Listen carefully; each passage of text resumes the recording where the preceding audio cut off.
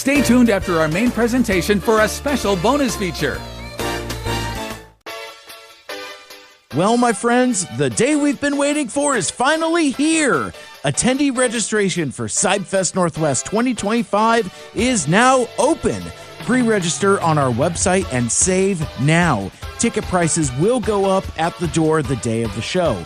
More announcements are still to come, so stay tuned, including this year's exclusive figure by Blue Forge. CyberFest Northwest, the Cybertronian Festival, returns to the Pacific Northwest for our 12th annual unofficial Transformers convention by the fans for the fans. Come join us at the Kent Commons Community Center on Saturday, July 12th, 2025 for CyberFest Northwest.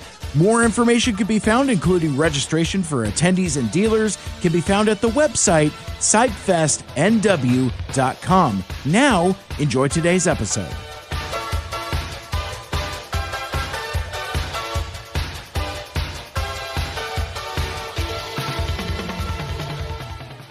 Autobots, transform and roll out!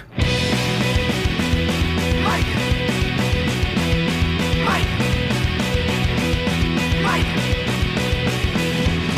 So many Mike! So many Mike! So many Mike! So many Mike! Well, guess what, friends? It's time for another thrilling episode of Two Mikes, Two Furious Animated Transformers, where we're talking about Transformers Animated, one episode at a time from two different perspectives. My name is Mike Seibert. I'm your first-time watcher. I've never watched Transformers Animated before this project, but I am, as always, joined by the Spark Soul brother, the serial rewatcher, the pizza papa who always gets paid. It's my friend, author Michael Andrews. Live from New York, it's Sunday afternoon. I don't know. I was trying something Friday else. night. It seems like everything other than Saturday. You're like, yeah, there's this concert that happened on Friday. There's a special I'm like, well, what did they do on Saturday then? Nothing. Rested. It was the Lord's Day for them. Gotcha. Yeah, I'm here. How's it going, Mike? It's going great. Getting nut deep in this Saturday Night Live legislation all of a sudden. I wonder what the Venn diagram is between Saturday Night Live fans and Transformers fans. I wonder if it looks anything like the Venn diagram between like Transformers fans and Friday the 13th fans, because there are dozens of us, and it's really weird. Yeah, I don't know. I don't know if anyone's as obsessed with me of Saturday Night Live. I've just my whole life ever since Wayne's World came out. Honestly, for the sixth grade talent show, I just did the Bohemian Rhapsody scene, like acted it out with my friends, and then we lip synced Bohemian Rhapsody. But I was very adamant that I didn't want to just do the Bohemian Rhapsody part. I wanted to do like the entire intro to Wayne's World. Oh, and sure. So I actually lovingly watched the movie on VHS and paused it, wrote down the line, to get it word for word. I love it. Lovingly and gentle. I love it. That's the Michael Andrews promise. Yeah.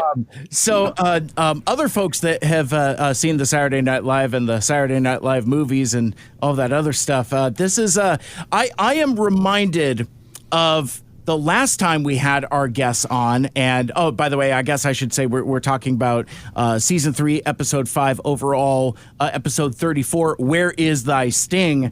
If you are familiar with this episode, I wasn't, but my friends were, and this is a sequel of sorts to Autoboot Camp.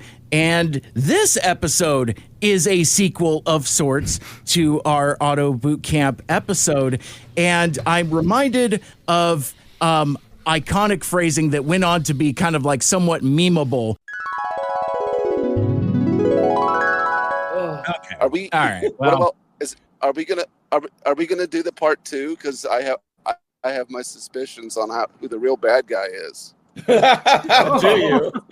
I don't know. Are you doing the part 2 at any point or what? What part 2? There's no part 2. Part 2. Did I you just stop at the commercial break or something?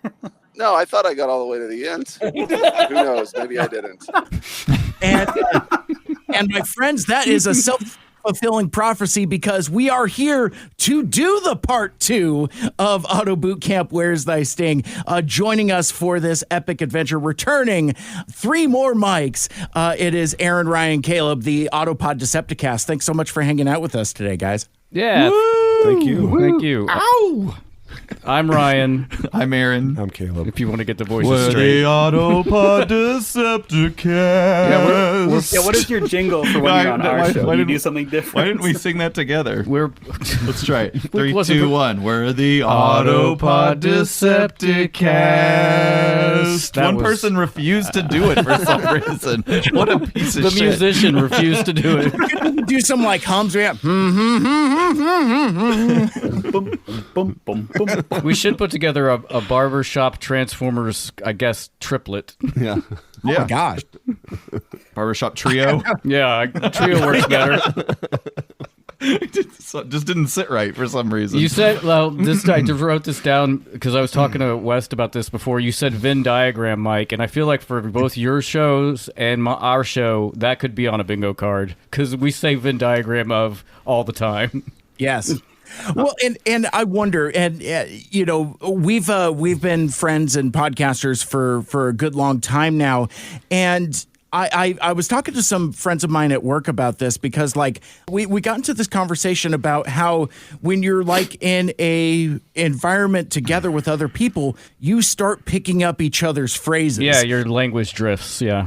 Exactly. And I think as we've all done podcasts, like either like being on each other's shows or even just listening to each other's shows, as well as other shows as well, I think there's a lot of language drift there to the point where I still think like a lot of folks attribute legislation I was going to bring that up. me, but like I'm 1,000,000% confident that comes from Ryan Jett. I swear it does. I'll take it. I don't think that's something I would say if You've been saying it for years now. Well, that's the thing. I've been saying it for so much longer that people attribute it to me. Language is a funny thing. That's why I haven't been getting the residuals. Yes. Turns out you're just enjoying the residuals now. Mr. Andrews, I did want to ask, how was your Bohemian Rhapsody send-up received by the audience? In my head, very well. I guess I've never heard much feedback on it, but at the time, I was curious. I was living high. I was like, I'm a star. Made it. I've transcended art, actually. There wasn't a review in the school paper. No, not at all. It was weirdly enough. It was maybe this is an aside, but it was at there's something called the Environmental Learning Center here in Minnesota. Mm-hmm. And it's way up north, and it's like a wolf nature preserve, and there's all these kind of outdoor activities. And it's pretty much the rite of passage here in Minnesota for all kids to go up there and spend a couple nights there for a school trip. And they do like a talent show while you're there. So it was actually the ELC Wolf Ridge talent show. Whoa. So the big time. Yeah, right.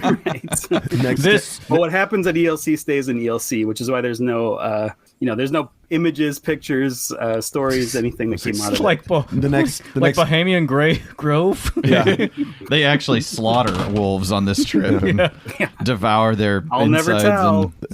This young ingenue, Michael Andrews, is so fantastic. He made me forget about the movie Wayne's World because he interpreted it so well. I was going to say... End of paragraph, new paragraph. Yeah, I was going to say the ELC had just a 2-word review. It just said Bohemian Tragedy. Pretty good. That's good. I'll take that. Pretty good. I'll use that as my nickname now. Actually, I love it. I got to see if I can find people who saw this and remember it and get their opinions. How would you even? I'll find them. Did this camp find a way. Did this camp inspire any content in Coming of Age? Available on Amazon. Well, thank you. Gosh, I never do that for myself. Actually, I think it might be one of the reasons why I ended up moving up north in life was just because of that trip and felt like I could do it. So in a way, it did inspire it just because I never probably would have made that move up north without that trip. Wow. There you go. Coming of Age. Yeah. Available on Amazon. It's available on the internet. Yeah, that's pretty good. It's pretty good. Since everybody's podcast is maybe their first podcast, right, should we say what the Autopod Decepticast does? Well, Caleb, what do we do? I think we've seen it. Oh, wow. Sure. We are a podcast that talks about Transformers, particularly G1. Started off with the movie minute by minute, moved on to G1 episodes, and now we're into Beast Wars. We've been doing this for 8 years, and we're probably going to end up doing this until one of us dies. it's bi-weekly, so I think we're almost done with season 1 of Beast Wars, and there aren't a ton of that, but I think if I did my math correctly, it takes us into 2027 maybe. I'm not. Wow. So you're almost to the point where it starts getting good. It's been peppered in. Been getting better. There's been stuff peppered in where you can tell that they're doing something with it's like a long timeline of like we're gonna bring this back and things like that. And kind of like you, Mike. I mean, for me, I've never watched Beast Wars when it originally came out. So I really didn't either. Yeah, I did. So Ryan did. So he's the guy that recommended this. We resisted, but now we appreciate it. But we're, instead of it being nostalgic for us, we're watching it for the first time, and then we're commenting on it. So it's kind of an interesting change for us in our content. Yeah, but it's turning out to be a good thing. So I don't know, Mike. Can you, when it comes to Transformers Reanimated, how are you feeling as far as Can you relate to that, or how do you feel? Absolutely. Well, I've the thing that I've talked about a few times before with my experience with being the first time watcher of Transformers Animated is that like I do feel retroactively like kind of a dummy for not giving it a chance in 2007 through 2009, because like I have heard many people in my life say like, hey man, you should give that animated a shot. It's for you, trust me. And I'm like, I don't know, man, with the freaking Looney Tunes animation and the Tasmanian devil transformations, I'm like, this is very much not for me. And I've talked about recently in the podcast where I think on one hand I could say I regret not giving it a shot at the time, but at the same time I'm also glad I didn't, because I probably would have been a shit about it, because like I mean 2008 2009 I'd have been my late 20s, something like that, so I'm at the height of my, kind of like I know everything about everything and I'm a fucking snob about everything. Yeah. So I probably would have been an asshole about it. But coming to it now, I could appreciate it for what it is and appreciate how ahead of its time it was. And now, as we're seeing things like Transformers 1, where the season 3 premiere of Transwarped has like callbacks, call forwards to that. Like there's a character that straight up has knife hands and that kind of thing. So like there it's kind of cool to see back through the 2025 lens to look at this that was so far ahead of its time. Talking about it now. So I have a huge appreciation for it, and these iterations of these characters are amongst my favorite iterations. Like I love TFA Bumblebee. Like I like that he's a little fucking stinker, which is different. He really is. It's so different than the cheerful, eager scout that Dan Gilvezan was. This is a completely different energy, and a completely different energy than the mute murder machine. I was going to say the wordless warrior. I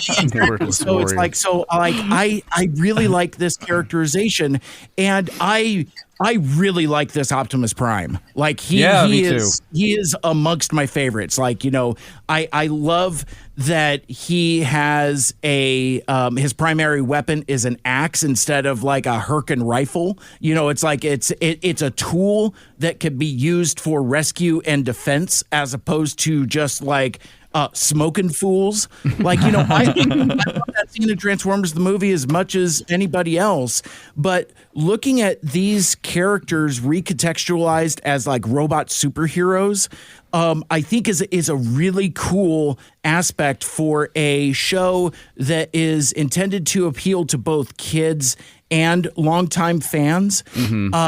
It is really cool stuff, and you could do different stuff too. Like you can have Prowl being a kind of like a wise ninja samurai type of dude. That surprised me. not to get too ahead of it, but I don't think we saw Prowl in the last episode of this. Oh, right, because it was mostly flashback. Yeah, and so when that character showed up, I was like, "Who's that?" And it's like it's Prowl, and he's like throwing glowing discs. I'm like, "That's pretty sweet." Yeah. Well, so this will be kind of an interesting take for you guys then, because we kind of watched that last episode because it was out of context enough. It was enough of an origin story that, you guys could jump right into it. Mm-hmm. Now you're kind of seeing more how the typical show operates. I think I pretty much got it. Like the other one we did, I had never seen animated and still haven't because I'm horrible and just been busy. But I think I kind of, after that first episode, the second one, I didn't have any trouble. I really kind of get everybody's character pretty much immediately. I did. Well, we'll get there whenever I was like, what happened? Yeah. And there will be, I've a limited research I've done. There will be more from this Wasp character, if I understand correctly. Like that the storyline continues, right? After this You episode. don't know here on Two Mics Two. I don't know. Mike hasn't seen it. Okay, well. So there are only 3 seasons of this show, right? Yeah, this is it. This is and in fact, with this being episode 5, we're almost halfway through already. Okay. Wow. This is bittersweet for you. As we talk about Transformers Animated Season 3, Episode 5, overall Episode 34, Where Is Thy Sting, which aired on March 28th of 2009. But this episode was written by Todd Casey, and we talked about this in some of our previous episodes. Todd Casey wrote Nature Calls, Sorry No One's Home, and now Where Is Thy Sting? And one of the things that I think we will discuss throughout this episode is the previous 2 episodes that this guy has written have heavy movie motifs to them. Like Nature Calls is basically a riff on Aliens, where there's an invasion of space barnacles, and it gets or the Thing a little bit, maybe. And the Thing a little bit. Yeah. It's kind of like Aliens crossed with the Thing. Sorry's No One Home is a straight up Home Alone riff, where Sorry Sumdac must defend Autobot HQ from the invading Constructicons who are just looking to get their drink on. And in this episode, and we speculated about this, it's like, where's thy sting? Whether that is going to end up being having some connective tissue to particular movies, and perhaps we can kind of discuss this as we go. But as a up top, kind of like as a trilogy, this one I feel like kind of drops the ball a little bit. This is just kind of like a regular meat and potatoes Transformers animated episode. It's good, it's fun, and there's going to be a lot of things for us to talk about. But as I've said in every other previous episode, as we've gone through season 3, I think this is unfortunately where the returns start to diminish. Like I don't think the animation is as good as in previous episodes and as previous seasons, and I wonder if the writing is forced. Like, we speak very highly of the writing here in Transformers Animated. We say things like, nothing is wasted and everything pays off. I mean, there's stuff that goes across entire seasons that takes like entire seasons to pay off. But not to get too far ahead, but there's some plot holes you could just drive your truck through, and I'm not used to that. I have some notes about that. I would be remiss if I didn't say I was a little disappointed, because I'm used to a level of sophistication from some of these episodes. But I will also say, maybe to Ryan's point that he's cooking up here, and I'll let somebody else talk in a sec. It is fun as fuck, though. I have a blast with it. It's a really fun episode. But this feels more like what I perceived Transformers Animated to be in 2009, when I'm stuck on my own bullshit 27-year-old saying like, oh, this is just some cartoon bullshit. This is kind of some cartoon bullshit. And now I'm here for it, but I also kind of acknowledge it for what it is as well. This episode reminded me very specifically of a movie. Yeah, that came me out. too. Yeah, the movie Face Off that came out in 1997. Yeah, absolutely. And that movie has a lot of plot holes in it. It's funny because before I watched this episode, I had just done a rewatch of Face Off, and I'm like, holy shit. Yeah. Oh, wow. Yeah, maybe the plot holes are sort of like the motif or like reflecting the original Face Off. Now it's perfect, Mike. Cybert.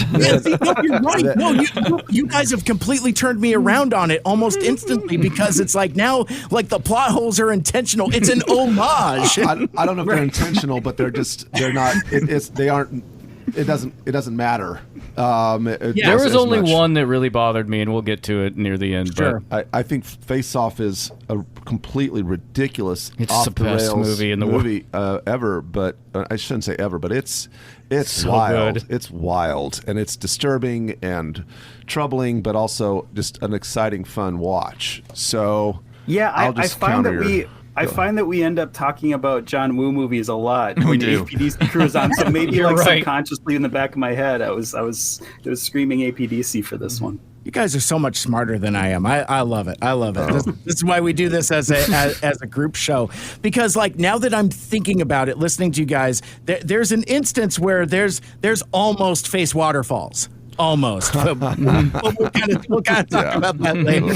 So, you know, we're kind of getting a little bit of ahead of ourselves. It's so exciting. This is going to be a really fun episode. But Aaron, as we talked about, you know, every podcast is somebody's first podcast, and they may not have heard the last time you guys were on with us. Aaron from APDC, I hear that you have a bit of a recap of our last episode, which of course is kind of a hallmark of your episode, Autopod Decepticast, where you do a last episode recap. Yeah, sure. Don't expect anything too entertaining here. This is a pretty straightforward. Never do. We never do. I mean, This is a pretty straightforward recap. UF promise. All right. Well, for those who perhaps didn't catch, or it's been a while since that last episode, Autoboot Camp was the prequel to what we're dealing with today, and that was basically kind of a Training Days homage, maybe, if not anything else. I don't know.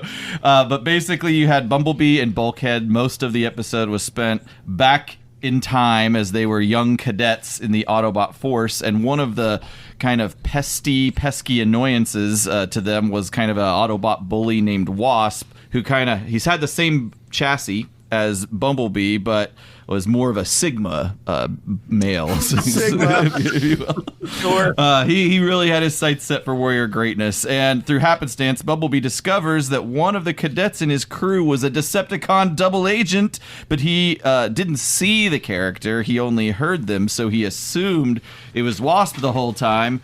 Eventually, fellow new to cadet Longarm helps Bee uncover a Decepticon communicator in Wasp's locker, which was then revealed to be to Sentinel Prime, who then had Wasp carried off to prison for, I don't know, decades, hundreds of years. I'm not sure how long the prison sentence is for this, but in more contemporary times, Wasp had actually escaped from that prison, was being chased by Sentinel Prime, found a space bridge. We believed he jumped through it. So, meanwhile, Megatron was in communication with a double agent. Is it the same double agent? A different double agent? I don't know.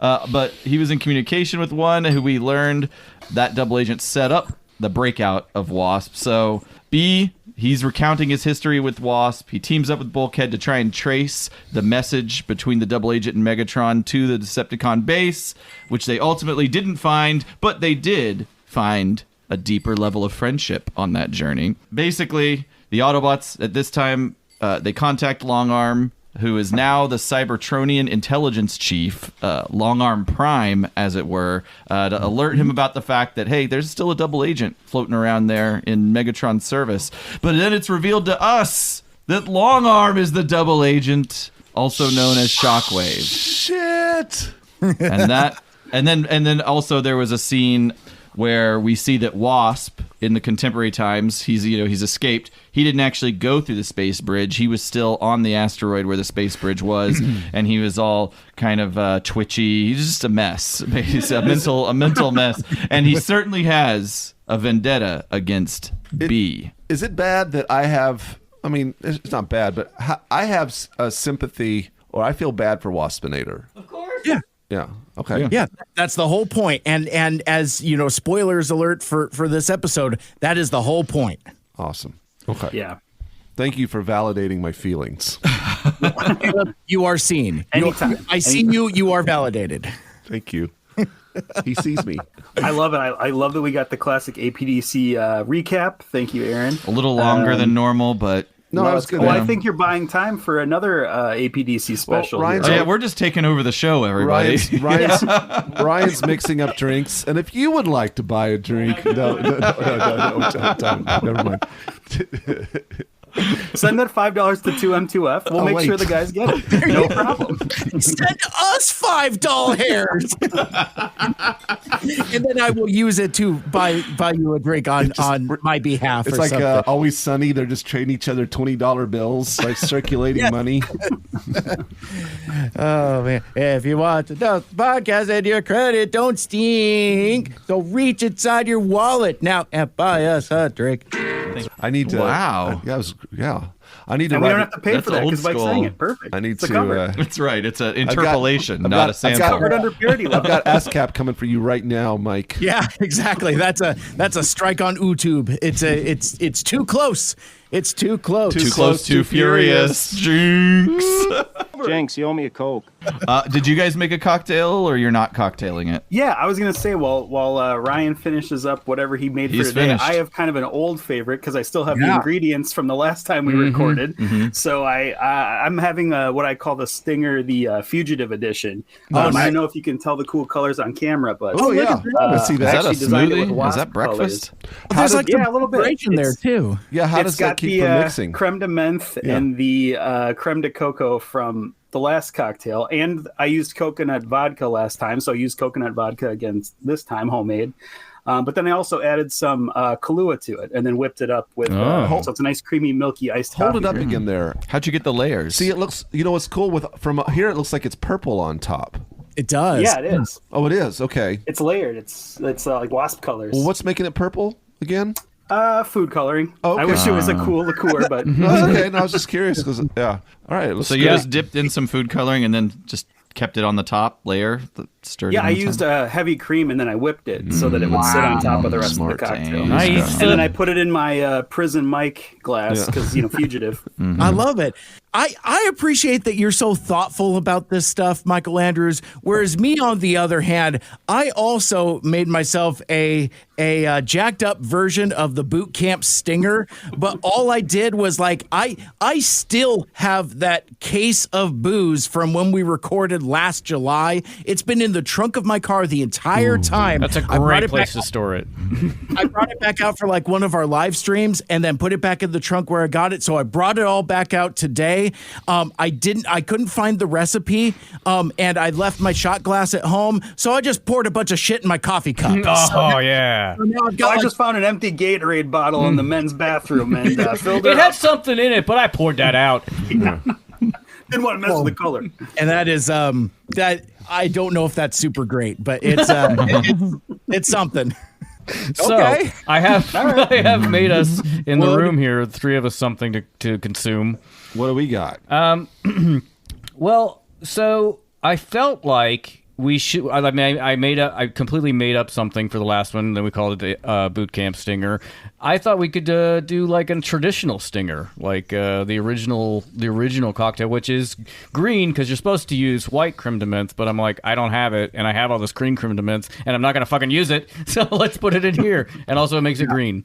So like, Is there a flavor difference between the two? No, or- they're exactly the same. One just has food coloring. All right. But so naturally, since I'm me, I'm gonna force you into a short history lesson here. The Stinger. Actually, I shouldn't say I called this the Two Mics Stinger, which is hard to say. nice. I didn't say it out loud. You brought her you Two Mike Stinger, by the way. Two Mike Stinger, I just met her. Two Mike Stinger, I hardly knew her. You Stinger, you brought her. There you go. How dare you? Stinger could have killed her. Yes. Got all the hits. All the Henny Youngman hits. So this is one of the classic pre-prohibition drinks. Technically not a cocktail, depending on your definition. Some people maintain a cocktail contains at least 3 ingredients, which is prescriptivist and dumb. So the book Imbibe, which I highly recommend, David Wondrich says the Stinger is most famously connected with to Reginald Vanderbilt. A 1923 Ohio newspaper credited him with the invention, and he liked serving them to guests at his home going back to the turn of the 20th century. And thus, it became popular with the upper crust and has been a feature of many mid-century movies such as High Society with Frank Sinatra and the 1956 Bond novel Diamonds Are Forever. So there are a bunch of variations in the measurements, very small ones, which I don't think matter. But for my money, here's how I make them. For this cocktail, you will need 2 ounces or 60 mils of cognac or brandy. Brandy. Cognac or brandy. Cognac's just a brandy made in a certain region of France. 1 ounce or 30 mils of creme de menthe. And then, so the 2 parts, you put everything basically into a mixing glass, add ice, stir it up until cold, and then strain into a rocks glass over fresh crust ice. And there's no nice. So should we try this? Shall we try it? Minty. Yeah, you get the mint up top and then the brandy notes after. I could see this being a good summer drink. I'm trying to decide how I feel. For me, I feel like I don't hate it. It's mouthwashy. I think you said that last time. That's the creme de menthe for sure. Yeah. I'm going to have to marinate on this one. Nobody likes it, except for me. I suppose you could back off the creme de menthe a little bit, like 2 1/3 ounces of brandy and 2/3 of an ounce of creme de menthe. It is a very loud flavor. Shall we talk about an episode? Let's do it. Yes, All please. right. So as we mentioned before, we are talking about Where Is Thy Sting, episode 5 of season 3. And we open in deep space, and we get this flyover of the iconic fly as fuck looking Autobot Elite Guard shuttle. I've always liked this design because like it's reminiscent of the shuttlecraft from Transformers the movie, but like the color schemes are inverted. And Michael Andrews, I wonder if knowing what we know now about the secret of Omega Supreme, I've seen this ship a few times, but knowing what I know now, I feel like that thing's going to turn into a Guardian robot at some point. Or at least it could. It should. It could. Well, I'll leave it at could and should. But we're in the season of unresolved cliffhangers, so I won't hold my breath on that. Has Omega Supreme been introduced in the show, or? Oh yeah, it's very sad. All right. Incredibly tragic. Yes. And he transforms into something that looks like that arc, basically. Yes. Okay. Yeah, the Autobots ship on Earth, the kind of orange and red version of it, is Omega Supreme in this continuity. Oh, okay. And it turns out he has an incredibly sad and heart-wrenching backstory that ties into capital T trauma for our dude Ratchet. They got like some serious trauma bonding, and it is horrible and really serious. Wow. Military PTSD stuff that involves RC as well. Yeah. Oh, cool. So, I was going to say that Ratchet, there's limited experiences I've had with him on this show. I really like his character. He's very fun and upset. Yeah, I mean, aside, he's kind of the original grumpy Ratchet. Very much so. And, really is, yeah. And aside from RC, I mean, like, this dude, this iteration of Ratchet probably has... I don't know, Michael Andrews, you tell me, maybe like the most traumatized character in Transformers lore. Like, this dude has been through a lot in the time that we've spent with him. This dude's got capital P problems. This is really making me want to go and watch the show now because I'm like, oh, something awful, delicious. Yeah, I was gonna say, I think if you treat yourself to the intro of season 3, which is like a 3-part mini movie, called Transwarp Part 1 through 3. Lots of flashbacks, lots of cameos. It's like movie quality writing and production. So it's really cool to kind of watch all cohesively. But you'll get all of that. You'll get the flashback trauma. It kind of fills you in about everything that's come before it. Cool. And it's really sad. Excellent. Yeah, I'll get really, my Kleenex. and crazy cameos from G1 era. Speaking of crazy cameos, we catch up with Sentinel Prime and Jazz, and they are on the hunt for the fugitive Wasp. And we start with a urgent radio transmission. It's Long Arm Prime, and we've talked about Long Arm in the past, where like as the net seems to start to snare you might even say, Michael Anders, the walls are closing in. Oh, no. Too soon. Too soon. But See transwarp, fellas. Yeah. But like there have been times where like it's getting more difficult to hide the Shockwave demeanor. Like there have been times where he's been long arm and he's just straight up using the Shockwave voice. This dude is really slipping, and you could tell right away that the nerves are really starting to fray. And he is up in Sentinel's grill, and he's just like, Sentinel Prime, what are you doing in the Earth sector? Return to Cybertron immediately. What the hell? Why are you guys going to Earth? You know, only I could deal with the Earth people. You need to turn that shit around and come back right now because, oh boy, because you can't be there. Yeah, it's excellent. Actually, just from the jump, the voice acting and the portrayal, even in the art, is like this guy is in a panic. Like he's in panic mode. Yeah. So yeah, does he the progression of this performance for sure? As a Prime, does he outrank Ultra Magnus, or are they kind of at the same level? Not Ultra Magnus. Magnus is the top tier. Okay. But I'm glad you brought this up because Sentinel and he are the same rank. I guess that's they're true. both Yeah. primes. Yeah. But are they? Like, this is where I was kind of thinking about this. Is like, who's higher up here as the chief of Autobot Communications Long Arm? That seems like a pretty like righteous position even for a Prime. But then Sentinel Prime is like the right-hand man of Ultra Magnus. In fact, he's got the bridge of this ship and this mission without Ultra Magnus even being there. I was really kind of getting into the dynamics of like who outranks who. I mean, are they really equals here? Well, and let me throw this out there even further. Optimus holds that same rank as well, and he was just basically commander of a space bridge repair crew. So it's like I think. Does Optimus have the Prime rank in this show? He is Optimus Prime. Okay. Yes. So you've got like a Optimus Prime, a Sentinel Prime, a Long Arm Prime. I don't know if we've met any other Primes because we don't know what Rodimus's designation was, if he was Rodimus Minor or Major or Rodimus Prime or whatever. But regardless, I kind of look at this as like, obviously Ultra Magnus is the Odin figure. You know, he is like, you know, he has the Magnus hammer and he's the supreme commander of the Autobots, indisputably. But I think with all of these other primes, I almost look at it as like branches of the military. I thought of that too, Mike. Because, like, I don't know if intelligence necessarily outranks whatever arm of the military that Sentinel's in charge of. It almost feels like there should be like another rank there because, like Michael Anders, you said, you know, Sentinel's basically Ultra Magnus's right hand to the point where he speaks for the Magnus oftentimes. Maybe he's like Doge. You know?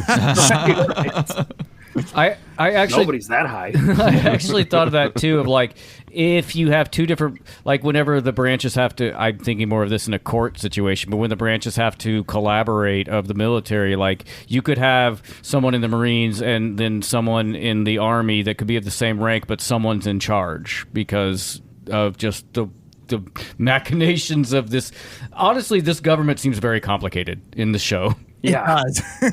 Well, and that's what happens when the Autobots are the ruling class. Like, I think they're better off being on the run from the Decepticons, which again is a complete inversion in Transformers Animated, which is something that I really like because it gives us the opportunity to explore the political nuance of absolute power corrupting absolutely, because as we've seen in the last several episodes, these Autobots might not be as virtuous as we've seen in other continuities, and I wonder if that comes from simply by virtue of the fact that they're in charge. Yeah, that's a great point. I actually had a question, and I guess this is for where we are now, because Michael Andrews can't answer a future question, but Sentinel Prime. So, yes. Like right here he says, no one's heard word one from those goofbots in nearly a decacycle. Referring to the Autobots on Earth. And I was just kind of thinking, we're into season 3. Does this guy ever get better? Like, does he ever have growth at all? As Michael Andrews tugs his collar nervously. Well, I will say this: growth and better are not necessarily the same. I guess thing. you're right. One of those happens. Let's put it that way. Oh no! I think I can guess which one. Okay, well, but cool. actually, going back to something Aaron said quickly, I think that Optimus Prime in this situation, that Prime, at least at the start of the show, was almost an honorific, sort of like an honorable discharge from the Autobot military. And I think that's kind of why he was Space Bridge shunted away, allowed to exist, because at one time he did sort of have this Prime moniker, but now they've kind of taken away that. It's still on his business card, but it doesn't hold any water. Right. It's like a VP of nothing.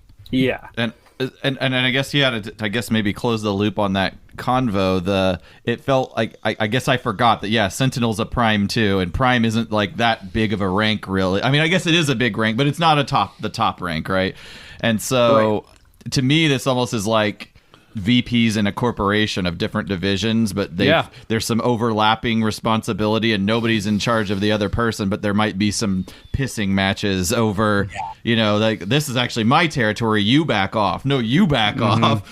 And then I guess it also, I mean, the disrespect is partially because Sentinel Prime is a dick, but maybe part of that disrespect that Sentinel shows to Optimus is partially what you guys were just saying, that Prime's title is more honorarial at this point than actual.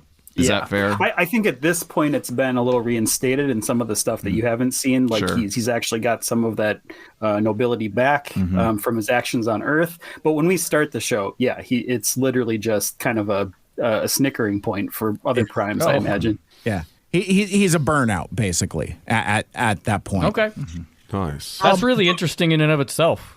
Yeah, exactly. I mean, and like I said up top, like that, what I love about this iteration of Optimus Prime is that he's youthful and enthusiastic and eager and is just a good dude, but he's not a dummy. Yeah. I love that he's not a dummy, whereas I've seen in enough other continuities where young Optimus equals dummy. He has to figure it out. Oh, now I have the Matrix and I don't know what to do. And, it's like, I don't care for that characterization, nor do I care for the characterization of, Aaron, you were talking about, what the designation of Prime is. One of the things I really like about TFA here is that Prime doesn't equate to robot alien space Jesus. It's like, so I kind of like that. I like my Optimus as like a grounded blue collar dude that isn't robot truck space Jesus, but also isn't a dipshit either. And so you like a younger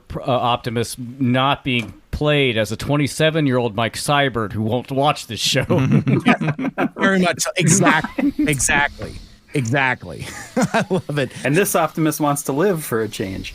Well, I don't know, man. In that first episode, he's very eager. He's like, I will jump on the cross. And it's like, but he gets over it really very quickly. But regardless, this conference call is interrupted by the man of the hour, Ultra Magnus himself, and it feels like it's a little Back to the Future 2, where old Marty is talking to Needles, and it's just like, what do you do? And suddenly Mr. Fujitsu just comes in. He's like, I was monitoring that scan you just interfaced. You are terminated. Terminated? No, it wasn't my fault, sir. Suddenly it's just unwanted split screen with Ultra Magnus just being like, hey, it's fine. Call waiting's a bitch. But basically, the conversation goes we can't really risk tipping off Wasp. Not when he can lead us straight to his Decepticon contact. I don't know if I understand the validity of that statement, but Jazz points out that Wasp isn't trying to rendezvous with more Decepticons. He is making a pardon the pun, a beeline for Autobot HQ out on Earth. As, oh my God, I've killed them all. Right. Oh my God, they're dead. They're all dead. That was the grenade in the end zone dance, really. Yes. What happened there? We all just... I have to say, I like the interpretation of Jazz, who we get. And has Jazz been in the show up to this point, or is this kind of our first introduction of Jazz?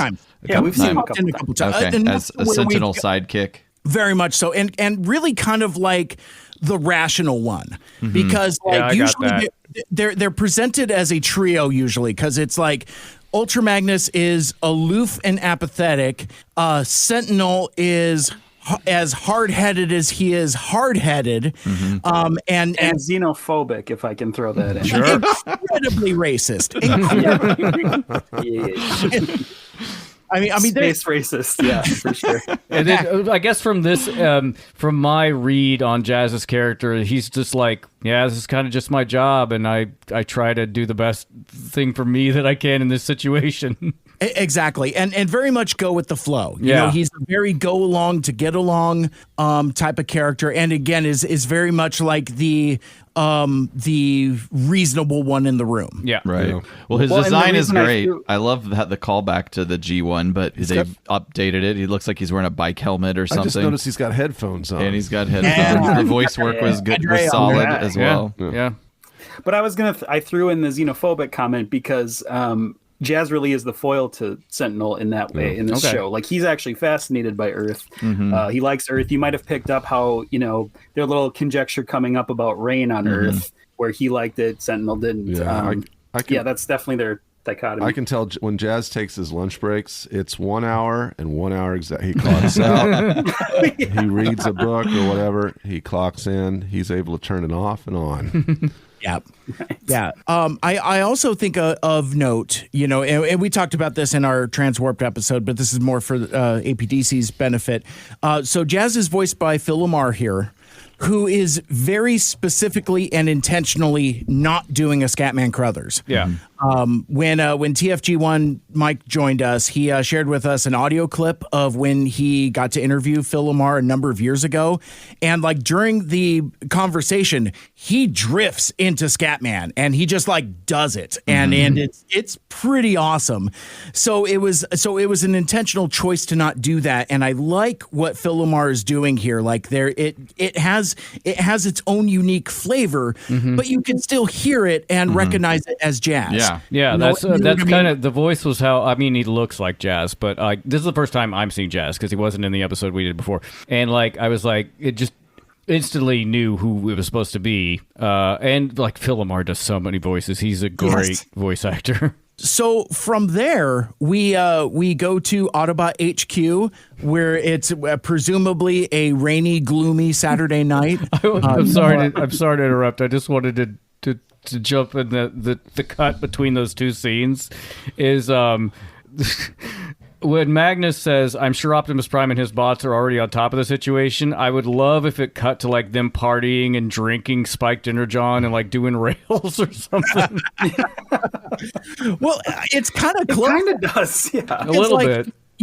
Devoid of the establishing shot of, and I think what they're trying to say is like, what time of year it is that because rain is so prevalent throughout this episode. I like that they kind of established that, but I agree with you, Ryan. They could have accomplished the same thing and just smash cut to be playing video games. Yeah, I want to see what else. Funny. Oh, I'm sorry. This Mike. episode was written by Ernest Hemingway, so unfortunately, I noticed that there's some things in the room while he's playing video games, like an allusion to like Interstate 94 and some stuff, and I want to dig into. It's a bunch of road signs and stuff, because they're because they're like Autobots, right? Does this say Flushing? I'm just curious.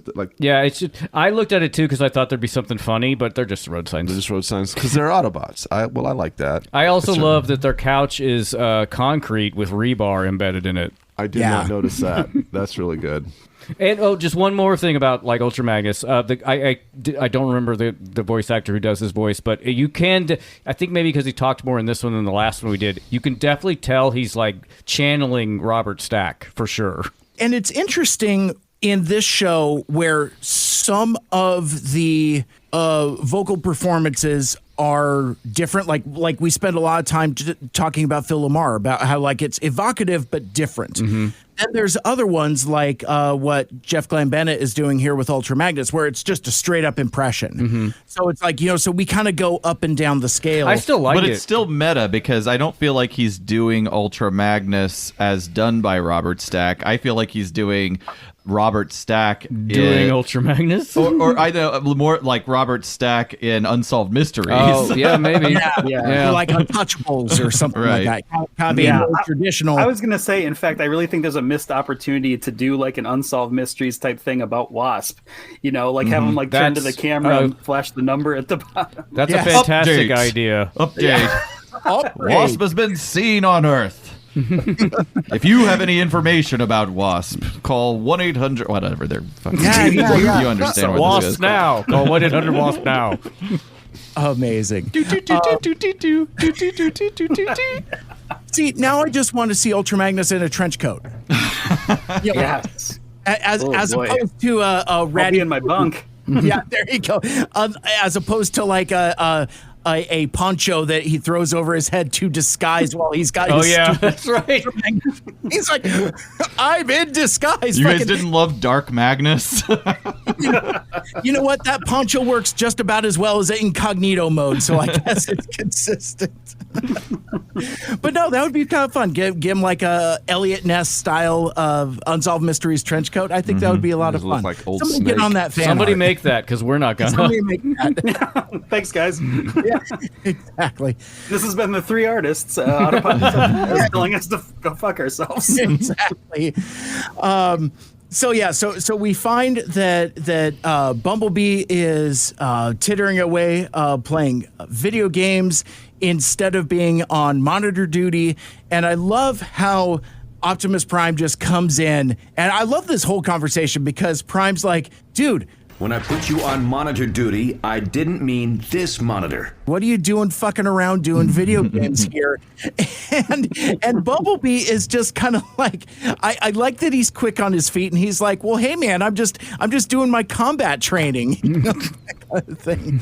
That made me think when we were a kid, that one little feather in our cap we had when it came to video games was, I'm improving my hand-eye coordination. Yep. I just want to do a couple notes on Ninja Gladiator, which is the game they're playing. Please. While we're top loading this episode, it seems like. But this game will obviously come up more in the episode. But Mike, I believe, wasn't it a friend of the show that reached out about this? And yeah. It's if you're playing Mike Seibert Radio MSRP Bingo, get your cards ready because we're going to talk about my good friend Anthony Bricali, TFU.info. He sent me a message a couple weeks ago. Hey, have you guys gotten to season 3, episode 5 yet? Where's thy sing? And I was like, not yet. I'm looking forward to it.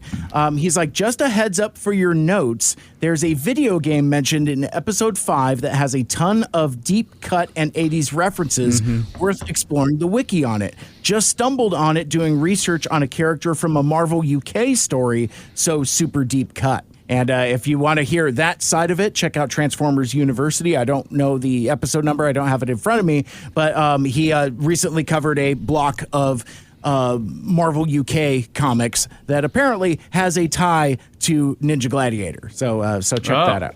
Cool. I'm guessing that tie is in the insectoid character on the right. Sure. Oh, they don't have it up in front of them. I just said I didn't know. Oh, I didn't know that you. Okay, I didn't know if you had any research on it. Michael Andrews might. I don't know.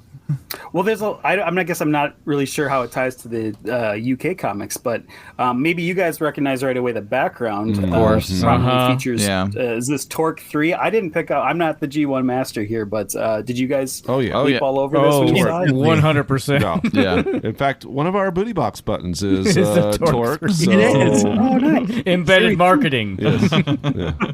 I also Do you happen to know which episode it's from offhand? It's The one with Torque 3. I don't. I think it's probably season 2, but I don't remember. It's definitely season 2. Aaron, can find out real fast. and then that's Snake Eyes from G.I. Joe, right?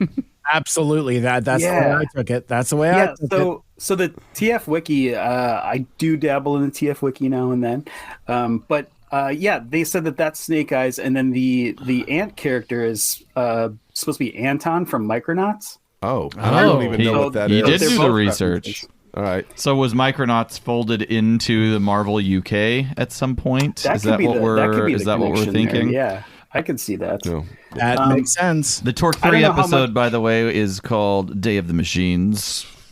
Oh, very good. Yes. Okay. That makes sense. Sounds good. It's cool to see. So I don't know how much the rest of this is canon, but we just for some great radio visual aid, I have the Allspark Almanac here, which is the Bible of Transformers animated. Ooh, the complete Allspark Almanac, by the way. Right. Real, much like the Bible, it's all parables, and I don't know what's real or fake. Real Flexo situation over here. That I'm a fundy, so it's all real. Yeah, absolutely. Yeah, that book is rare. There is a like you lot should of be wearing references white to the gloves game. as you're handling. Right. I got the glove turning pages. But yeah, this book has additional artwork for this game, which is really cool. In that they actually went ahead and like designed like an old Nintendo style. Oh, that's awesome! That's very cool. And then they actually designed some pages from the manual that has like other characters that are other references to other shows. You should definitely post that somewhere. Like, yeah, at some point get good photos of that and we'll get a whatever. good scan of it. The one I can recognize for sure is a reference to Gargoyles. It's Hudson from Gargoyles. Oh wow! Oh, that's nice. I appreciate. But yeah, and then even down here, this isn't also great radio, but even down here in the liner notes of the fake manual, there's like secret codes, like left, right, up, down codes. Oh wow! Nice. Intro tips. Like they went ahead That's to design nice. it to look like those old Nintendo manuals. I really appreciate when animators and writers or animators they take the initiative to do that just kind of get stuff. nerdy with it. Yeah, can do whatever. Yeah, it's awesome. Well, that's what this whole almanac is like taking little components of episodes, and then we were really lucky in animated. Like the animators just really love to kind of explore the world. Have fun with it. We talk all the time how they went ahead and like designed like every G1 character, whether or not they were in the show, just to make like an animated version of them. I mean, like to the point where when I see characters, because like folks post photos, like our good friend Jobot, post like photos and bios from the almanac, and I just assume that they're made up. So it's like I was really kind of like blown away where like female Red Alert shows up in Transwarped, and I'm like, oh shit, there she is. I just thought she was made up for the wiki, and there she is in the episode. That's so it's so for me for my journey, I have to stay away from the almanac because it's written retroactively, kind of like a lot of the way the TF wiki is. So I too have to be cautious with how I dip in for show prep here. But yeah, it is an iconic tome that has become long out of print and very hard to come by. Wow. Well done, Michael. Yeah. Way to Super have the cheap, thing. too. I guess I see a lot of interpretations of G1 characters in the Derek J. Wyatt style, and I always assume it's fan art, but I think maybe to your point that no, those were probably a lot of those are original designs that were just never used because the show didn't go on or they just did it for fun. Yeah, I think it was a combo of both, actually. Yeah, there's a lot of that. Like, for example, designer Eric Siebenahler on his Instagram, he was one of the designers from the show as well, and he's still putting up like new animated character designs of like even like some of like the Japanese characters. That like literally last night saw him post a new one. So it is fan art, but fan art from creators of the show, I guess. Right. Yeah, like the most legit fan art possible. Yeah, Josh Perez does a lot of stuff as well. So yeah, good stuff there. So Optimus and Bumblebee are having this conversation about monitor duty and video games and hand-eye coordination, and their conversation is interrupted by an alarm. There's a Cybertronian signal nearby, but because of the establishing shot with the torrential rain outside, the signal is garbled. So Prime and the other Autobots decide to go investigate, and I love this. I mean, again, I love that Bumblebee is all of us. In that, like, it's like, well, Bumblebee, you need to stay here and be on monitor duty. And of course, he just goes back to playing. It seems pretty important, though. I don't know. It was also he says like you need to be on monitor duty, and then B says You didn't say which monitor. That's good. Loophole. Little stinker. Yeah, I know. It's like... Oh, also this confused me, which is cleared up in a little bit or later. But like, I'm like, so do you guys not have communication with Cybertron? You can only receive messages, and that is cleared up a little bit later in the episode where I guess Teletran 1 was damaged and they can't do outgoing messages. Correct. And that's been kind of the thrust of the first third of season 3 is because like in the season 2 finale, they learn of Shockwave Longarm's dual identity. In fact, he does a whole fucking parlor scene. He's like, well, it's like, who's this guy? He's like, oh, you might recognize me as your good old friend Longarm. And it's like, oh shit, our old friend turns out to be our worst enemy. Oh no, we need to get word back. And yeah, basically their shit's been busted. So the Autobots have had like this sense of urgency for the last several episodes of like, well, we're still sitting on this intel. Right. We know that Longarm is the double agent. And meanwhile, on Cybertron, it's like, well, we got to find that pesky double agent. Right. So there's been like this thread of ongoing tension because we as the audience could see both sides of it. Well, yeah, that has to be one of the best, most comical now reveals in all of this show, because it went from, I think Longarm Shockwave really thought he had those guys right where he wanted them. And he's like, this is my luscious villain moment where I get to soliloquy and tell them who I've been all along. And then they all lived. And now he's just sitting there sweating bullets because someone knows his secret. Well, if you're going to be a traitor, being head of security is a great place to be. Yeah, he'll stay in power for a little longer, for sure. Yes, but since he's a graduate of the Megatron School of the Theatrics, he can't help himself. Right, of course. He's like, oh no, they're about to blow my cover. It's like, bitch, you did all that yourself. What good is it if I don't have an audience?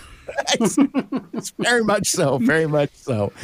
I think first-time conservatives watching the show might be a little confused why Longarm has anything to worry about. Why he has a disguise at all. Just walk right just in. Failing and up. Yeah. Why isn't he just Shockwave all the time? So the Elite Garb ship touches down on the Earth, and Sentinel and Jazz disembark from the ship, and immediately, without even time to consider, Sentinel is grossed out by this nasty falling liquid from the sky. He is just absolutely disgusted, and this is so Sentinel, because it's like, liquid falling from the sky? What is wrong with this planet? It's not anything where he's contemplative about it or even gives any further thought to it other than what is wrong with this place. Yeah, he just wants, I guess, he just seems to want things exactly how he knows them, and anything different is disgusting. Yes. Well, and at this point, he's been to Earth a few times. And I mean, this is probably the first time he's encountered weather, but every time he comes to Earth, he has entanglements like this. And I do like that one of the things that's a straight up trope in this show, it's thoroughly canon. Sentinel Prime cannot drive. Oh, he seems to have a real trouble with the turn into this. Well, that's later, but turn into this. But also, my question here was: doesn't Cybertron have rain? Like, I mean, they had the Rainmakers. Destroy all intruders with rain, acid rain. Yeah, I don't know. Maybe not this iteration. I guess maybe. We've spent precious little time on Cybertron in TFA so far. Like we've been there a couple times in flashbacks, and and it's usually like inside. I don't think we've seen straight up rain. Acid rain. Actually, they don't have Rainmakers because the clones, the Starscream clones in this are, recent additions. Okay. There hasn't, Starscream is like the prototype model, I guess, for that mold. Which we might talk about some Starscream in a little bit. Yeah. All Seekers in TFA are clones of Starscream. Okay. So recent ones, in fact. Yeah, recent ones. Like there used to be just Starscream. He was the only jet. And as you said, Ryan, that'll kind of come into place in a little bit. But I want to touch on this a little bit with Jazz and Sentinel, because again, as we've already talked about, Jazz is pretty affable and amenable to it. He's like, hey man, it's rain. It's like it's like a Planet Anna car wash. You digging this or what? But one of the things that I thought was interesting is that Jazz still has his Earth mode and immediately changes back into car mode. He likes it. Mm-hmm. Whereas Sentinel, if you guys might remember, when we saw him chasing Wasp at like the bookends of the flashback, he's in like some Cybertronian vehicle mode. Mm-hmm. Like, that's right. He's had this snowplow mode before, but I even said during that episode that like, oh, he got out of that like as soon as he could, just like changing it out like damp clothes or something like that. So obviously somewhere along the way he's scanned back into it, but he's not as comfortable as in it, and it underscores that Jazz stayed car mode the whole time, kept his Earth mode because presumably because he likes it. Was the Allspark not what gave them their new modes, their Earth modes? How are they? What is the device by which they change modes? They scan. So they just can do it themselves. So it's like okay. So it's Michael Bay-ish in that way. Okay. Very much so. It's very much they choose it, that type of thing, like a Teletran 1 Sky Spy type of thing with like the Earthbound Autobots, but with Sentinel, Ultra Magnus, and Jazz, they just like they're like scan some Earth modes and let's go. Mm-hmm. So it was really just kind of like not a big deal. It's you brought up Sentinel's Earth mode, Mike, and it just whenever I looked at it, I'm like. It looks awful. Like I'm like, to me, it looked like a reskinned. Andrews is right here. He looked like a reskinned Brawn Minibot to me. Well, maybe that's why I like it. That's true. We've actually just seen Brawn in this show. He does have They see both modes in this show, so we do have an official Brawn for this. So you like his Earth form? I do actually. I've talked on this show. Like Sentinel's always been my favorite. The truck was super cool. Like I know I grew up with my dad having a big truck with a plow in the front, so maybe there's a little bit of my father in this. But. It was just instantly what I thought of. I'm like, he looks like Brawn. He looks like the Brawn vehicle from the G1. Mr. Plow. That's my name. That's my name. That's why they call me Mr. Plow. I mean, even the colors, like it's very Mr. Plow adjacent for sure. Really quick. Yeah. Michael, was your dad like work for like a public utility, like city utilities, or what was your dad doing plowing around? Phrasing. He was plowing dad ass. Damn.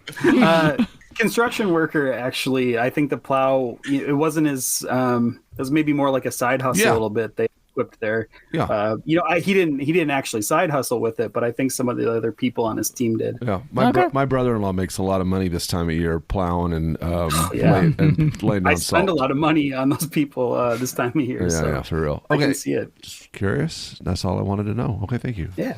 I love it.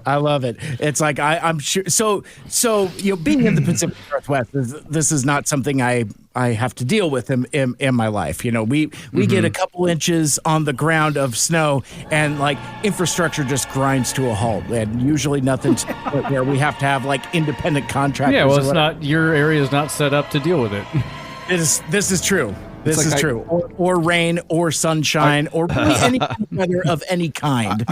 I drove in a rainstorm in LA once, and it was people were losing their minds. I saw accidents left and right. People were just skidding off the road, and I was just like, Jesus. But it was Snake Plissken is there. It's just anarchy.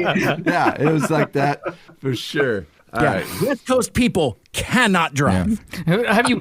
I just think that's across the country. Yeah. There are just bad drivers everywhere. But I was going to say, to close off this plowing legislation, is it short? Like I've seen memes with like pickup trucks with plows on the front with like a magnetic sticker that says like "Get plowed for $50." Is that like a thing that I've never seen that, but that is a great idea. I'll tell my brother-in-law about it.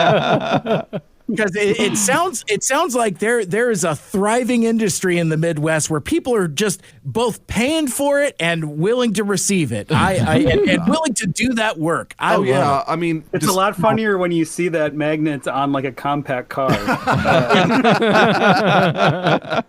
It's like $50. It's a thing. It's a thing. Yeah, I mean, private contracting. I should have turned my van into a plow. It's not streets. It's parking lots and shit. Like companies will hire out. So, but let's just end that on the compact car deal. That's fantastic. Yeah, get plowed by a compact car in a parking lot. Perfect. Got it. We've arrived. Thank you for arriving.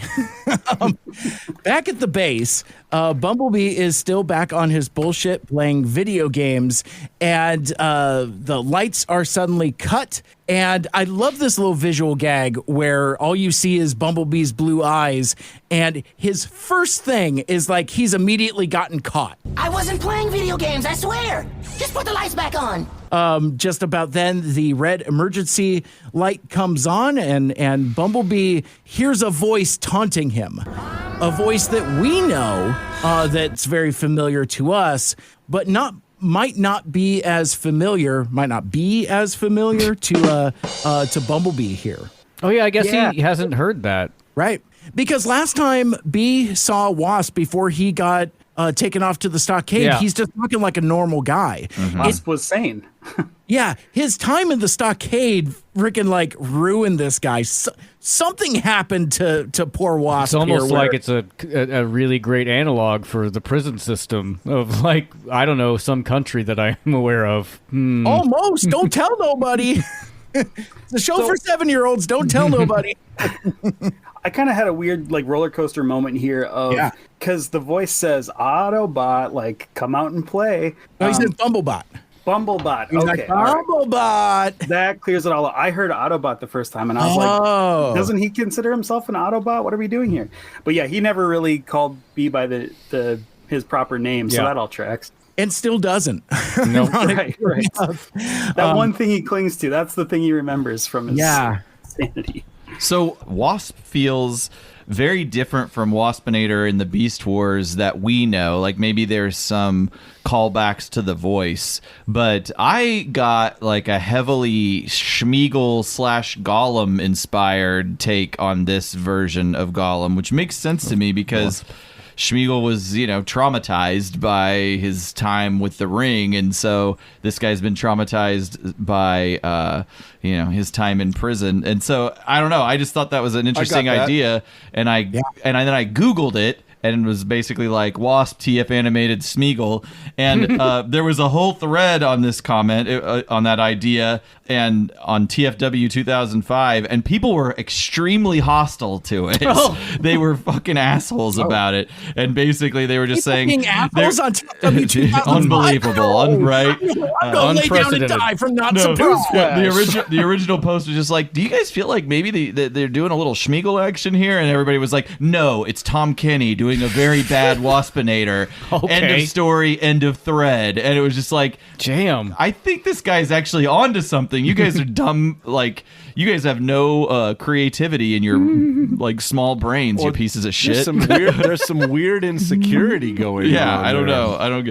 But I just noted here. So shout out to PSJ333 on TFW 2025. I am with you on this. However, it appears they've been banned for some reason. I don't know. So if you're a Nazi or something, I'm not with you on that. Only on the so you the can be like, Wasp. I like this guy's post. I don't vouch for any of the rest of his content. Just this one thing. This one thing is all I'm vouching He's for. listening to this episode, and he goes, and he turns over, and he like, people not to kill, and it's your name, and he ends up uncrossing it out, and then putting the lipstick on, and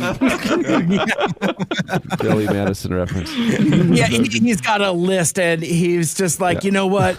Aaron was cool to me that one time on that one podcast. Man, I'm glad I called that guy. The poster said to kill was just everyone. Then he crossed it out and wrote everyone but Aaron. There you go. But did you guys feel that? Like, it seems, I mean, it's not the same Wasp. Waspinator on Beast Wars is just a dum-dum. He's an idiot. Right. But this Waspinator, I mean, it's clearly it's a whole new take. And I don't know. Well, like everything on Transformers Animated, and sure, it comes a little bit from having hindsight to work with, but they were able to kind of rewrite that sort of language thing that was probably just come up with it to be like a goofy thing for Beast Wars. You know, they actually gave it some meaning and why it happened. Yeah, and it gives it an unsettling texture. You know, it's like it's something to convey very quickly that this guy Wasp is irrevocably broken. Yeah. Like his brain don't work anymore. It's, you know, whatever trauma he's endured, this is the result of it. And you know, now that we get to hear him speak more, I will co-sign the Smeagol legislation as well. I will add my signature to that list as well, because it's even got like kind of like the haunting sing-songy nature to it as well. You know, it's like the taunting and things like that, and it's not just straight across fugue state like we kind of saw in the wraparounds for Autoboot Camp. This is something more sinister, a little more calculated, but still equally unhinged and insane as well. Absolutely. Yeah, if I can just add too, I had this later in the show, but maybe I'll bring it up now. In this, Wasp is voiced by Tom Kenny, who is our Starscream also in this show. And I guess that made sense to me because I've always seen Waspinator as kind of the Starscream of Beast Wars. So I felt like there was some connective tissue there. But I wanted to ask you guys, kind of digging into it now, do you feel that way, or do you feel like you've isolated who is the true Starscream of Beast Wars? It's Pterosaur. Yeah. Okay. All right. He's not as capable as Starscream. No, he's dumb too. He's a dumb. I feel like but he was fourth down on my list of what would be for me. Waspinator is more like. He's really just not conniving. No, he's not, and he's maybe really just in voice. I thought like. He's just a foil kind of there to get exploded. I feel like Pterosaur even sounds more like Pterosaur sounds like my impression of Starscream. He does. And also Pterosaur is very treacherous and is always trying to take control, but also definitely not as capable as Starscream was at all. Right. Well, I think one of the interesting things about Beast Wars is that Dinobot was really like the original Starscream. Yeah, sure. Pretty much. He goes off to join his thing. So I always thought that was kind of a cool twist that they put on it. But I was like, who's left to fill that void? There's kind of, it's almost like they split what was left of Starscream into like three different characters. You kind of have it in Scorponok and Pterosaur and Tarantulas. Like I feel like I feel like everybody except for Scorponok and maybe Black Arachnia. Well, and maybe Waspinator have some designs on Predacon leadership at this point.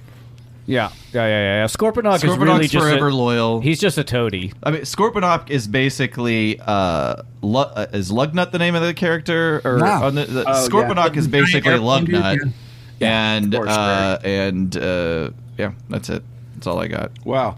We are only 3 minutes. I'm glad we talked. We're only 3 minutes into this. We're getting it all out there. No, it's all good stuff. I'm just saying. Let's do some more bonus segments too while we're at it. Smoke the whole pack. We're going to hell tonight. Like your original show, guys, we actually break down every second of a single episode and turn it into a whole show. So yeah, it's really weird that we're like talking a lot. So it's kinda... amazing. So we get the confrontation. That Wasp and Bumblebee face to face, lightning strikes, and Bumblebee here. It's like there's a disingenuousness to it, but also an absolute sincerity from Bumblebee. He's like, well, wait, no. Funny story. Turns out it was all a big misunderstanding. Right. While completely shuffling off his own responsibility. Right. He's like, Longarm set me up. Set you up. Actually, set us up. We're both just victims here, right? And of course, Wasp doesn't want to hear about it. Zaps Bumblebee immediately with his stingers. His zingers too. His stingers. Just roast the kid. Yeah. But like this was a degree of horror that I was not anticipating. Being a first time watcher, Wasp takes his helmet off, and he's all like. And it's interesting because like this canonizes something that we even as like G1ers and as kids looking at like the character designs of like the G1 characters, they all look like they're kind of wearing helmets. Like Megatron specifically. I remember drawing interpretations of what I thought he looked like under the helmet. And this is one of the first times I can think of where you actually see a character take their helmet off, and that it establishes now that helmets are interchangeable. Yeah, which is upsetting in his own kind of way, as we see at the end of the episode. But it's like seeing Thanos without his helmet for the first time. Face off. He looks more like Iron Man. Right. He does. Now you're getting somewhere. Yeah, see now, and again, I this probably won't be the last time I say this, but I feel like a real fucking dum-dum for not picking up on all the Facebook Christ face off imagery. I think I was looking for it too closely. Okay. I'm like, okay, well, it's a theme. What movie is this gonna be? And I just didn't let it wash over me. You couldn't see the faces for the trees. I want this moment where like Cybert's watching and like Wasp turns to the camera. He's like, "You might say it's a face off." And like, what's happening? Did a bunch of doves fly out? Illuminated backlit. Oh my gosh! So the TF Wiki said about this part that there was a visible scar on Wasp's head, or maybe I misread it, or I'm just remembering I'm incorrectly. looking right at it, Aaron. It says revealing a wound on the top of his head. So that doesn't look like a wound. It just looks like a design, but I don't know. I mean, I guess it is what they say it is.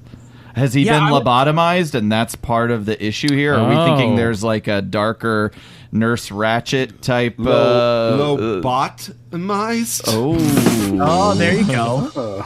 That is a great question, and I don't have an answer to it because I'm actually even looking at it right now, and I mean, I guess I don't like think the lobotomy angle. Sure, and it would explain a lot of things. It's like, it stands to reason that he's been experimented on or abused in some other way. But yeah, even looking at it right now, it's like he just looks like he has like a scary face. Not necessarily. It just looks like it's the design of his face. It definitely makes it look menacing, and I don't know. I feel sorry for this guy. Yeah. There's a lot of sympathy for this guy. And as we will get to later with one of my points, it's like it does seem like fugitives in the that have been incarcerated by the Autobots, like quote unquote torture or extracting information is not something that is off the table. Correct. Well, I'll throw a different angle to it because on one hand, yes, it does look more like a wound than like when we see Bumblebee without his whatever you call it helmet. Top head part, which equally unsettling, by the way. But we'll get there. But it makes me think back to like Autoboot Camp, like how quick Wasp was to like that prank, quote unquote, they played on Bumblebee where they dismembered him. I wonder if that's sort of like that. Maybe that was like a self dismemberment. Like maybe that's sort of like removing pieces and parts like isn't he's a as cutter. Taboo. Yeah. Right, exactly. Like it's less taboo for Wasp than it is for other Cybertronians. Oh, wow, this is really this is really sad. Honestly, that's what we do. Yeah. A quick observation: I do like how they both put them in that red light so that you can't see their colors, and they're both the same color for a period of time. Yeah.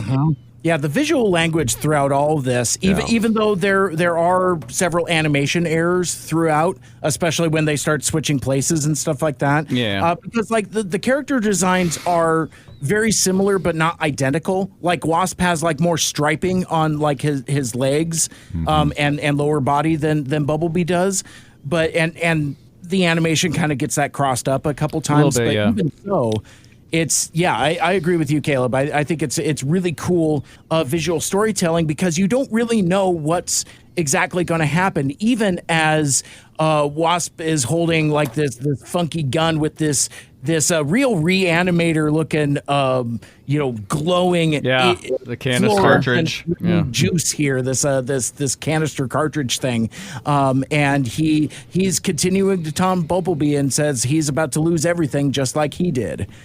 But come on, I feel like the Autobots are not suspicious enough at this stage of the game because I'm looking at the screenshot of Waspleby, we'll call him perhaps, and his eyes are purple, and he is wearing his battle mask so that he doesn't give anything away. And we also see the reflection of Wasp.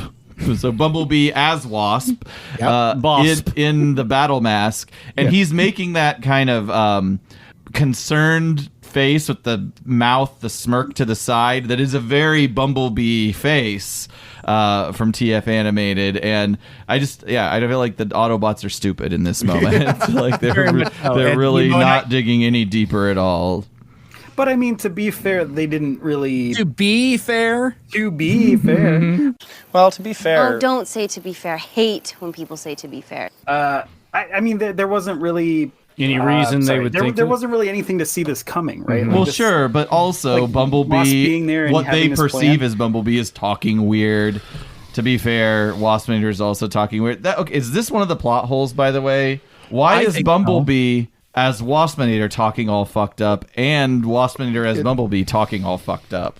Well, I guess because I thought... Okay, so here's what I thought at this point in the show. When I was watching this, I thought they put each other... Like, they switched bodies literally. Like, there was a brain transference. That's not at all what happens. Right. So, it is kind of confusing why they would talk. I think it's for the audience. They basically exchanged helmets and repainted. Yeah, I think it's for the audience. I guess. Yeah, but I also kind of like it because I think it brings up some great jokes here. Like as they're waking up and this face-off moment has happened, and to be fair, they did. I don't want to say to be fair every time. To be loved. It's so hard not to. To be loved. Oh, what a feeling. Yeah. To Wasp fair.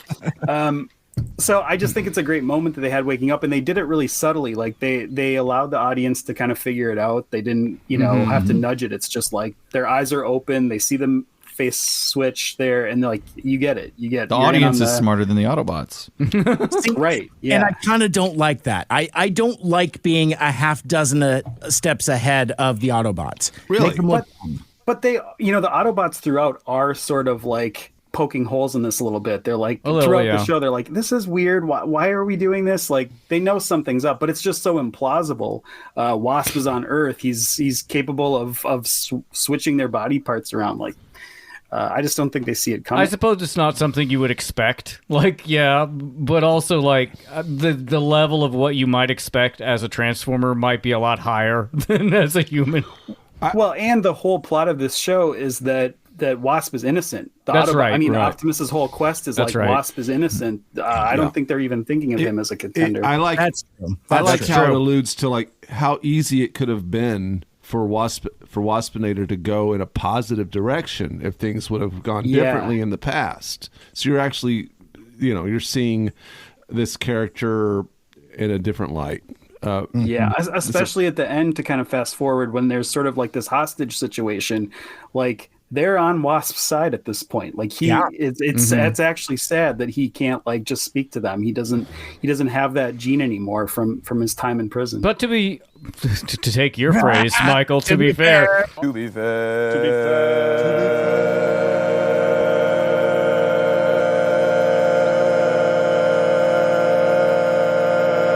Wasp was always a prick.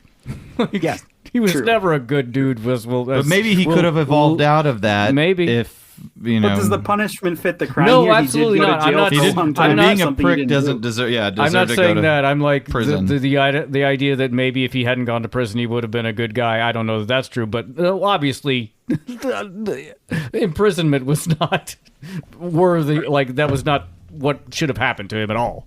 Right. I think it's so sad. I guess we're doing this now. We might as well, and then just fast forward through the rest. But I think it's so sad that like even though he was a prick, I feel like Wasp was more devoted to being part of the Autobot Elite Guard than Bumblebee ever was. Yeah, like I feel like 100%. Bumblebee was just like, this is the thing we do after high school. But Wasp was like, even though he's a prick, he wants to be there. He wants to be an elite guard. Well, it's like the difference between somebody wanting to be a soldier and somebody just not knowing. They're just they're doesn't have another or they don't. Like, They're just do it. Their dad made them do it or whatever. So from Wasp's perspective, like Bumblebee really ruined his life. You know, like he really wanted to be part of something, and he could have been the next Sentinel Prime or whatever. Yeah, and maybe that would have straightened him out. I mean, that is kind of a trope of what Army does to folk, right? Kind of straightens out the rough edges. Or you turn into Sentinel Prime Part 2. right, or that. Yeah.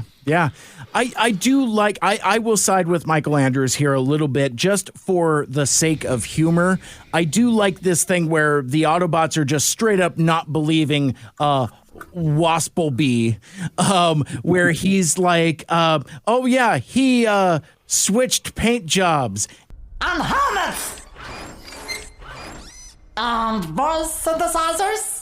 And you could hear the squeaking as the Autobots are just like shaking their heads.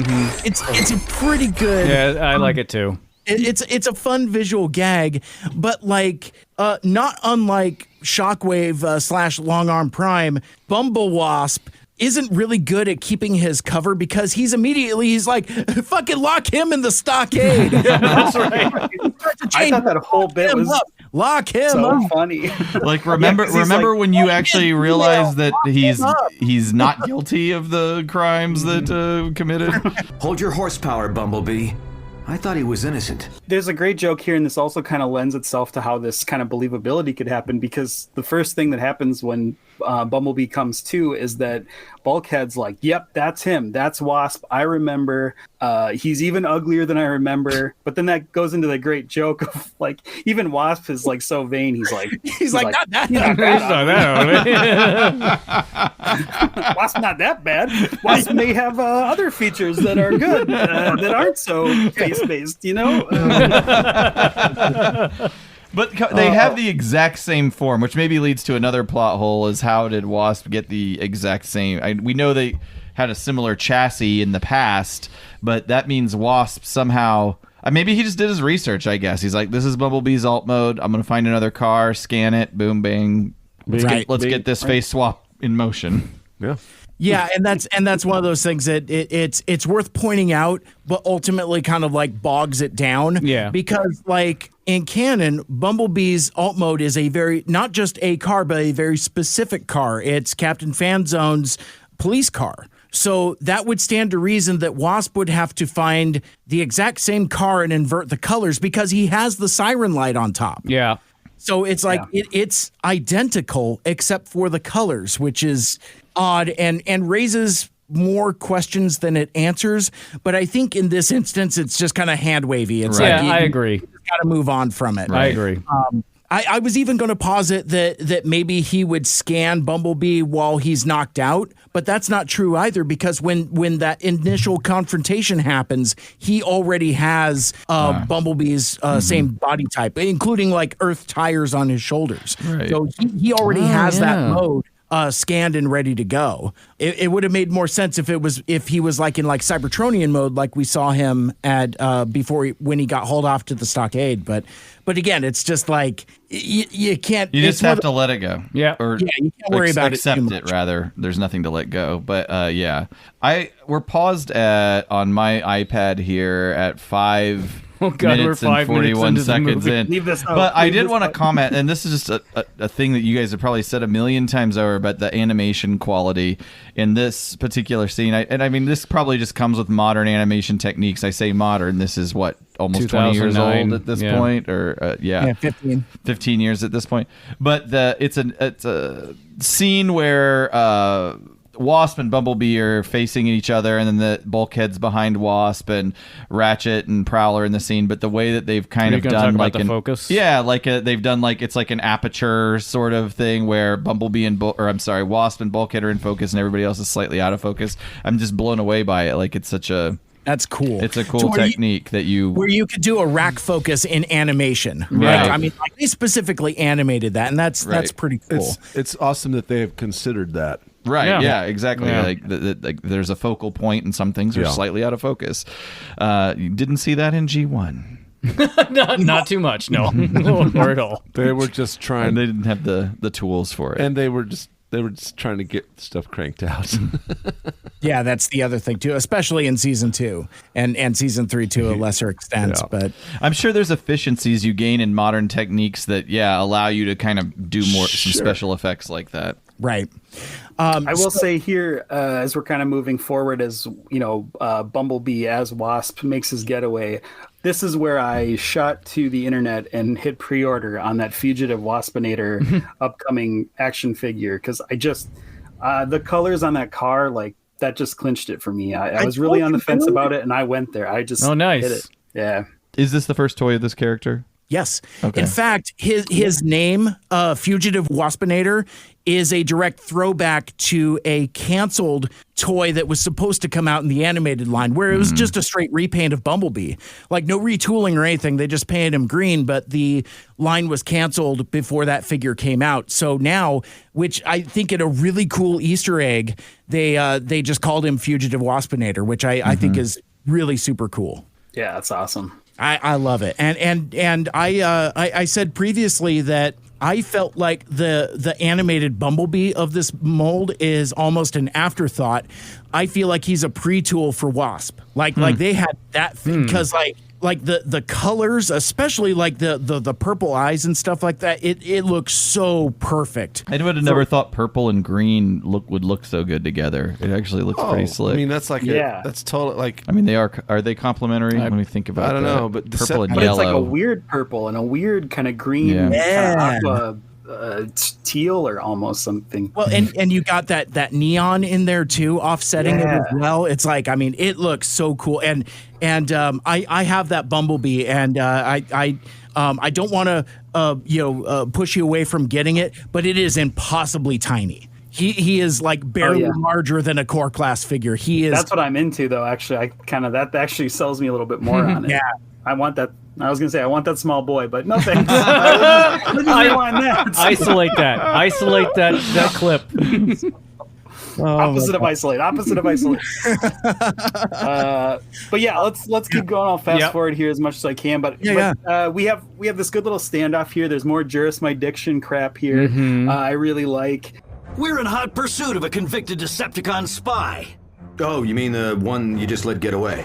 I just want to mention this moment because it struck me as funny. At the start of the episode, we saw Sentinel and Longarm getting into this jurisdiction business, and they were on opposite sides. But now that Optimus is kind of on the same side as Sentinel, like Sentinel needs to like recoup and just have an enemy somewhere, right? Yeah, like now that, he really now that just Optimus seems is into it. He's like, how dare you say that about my best friend Longarm? Right. It's just so. He does seem like someone who needs a constant enemy.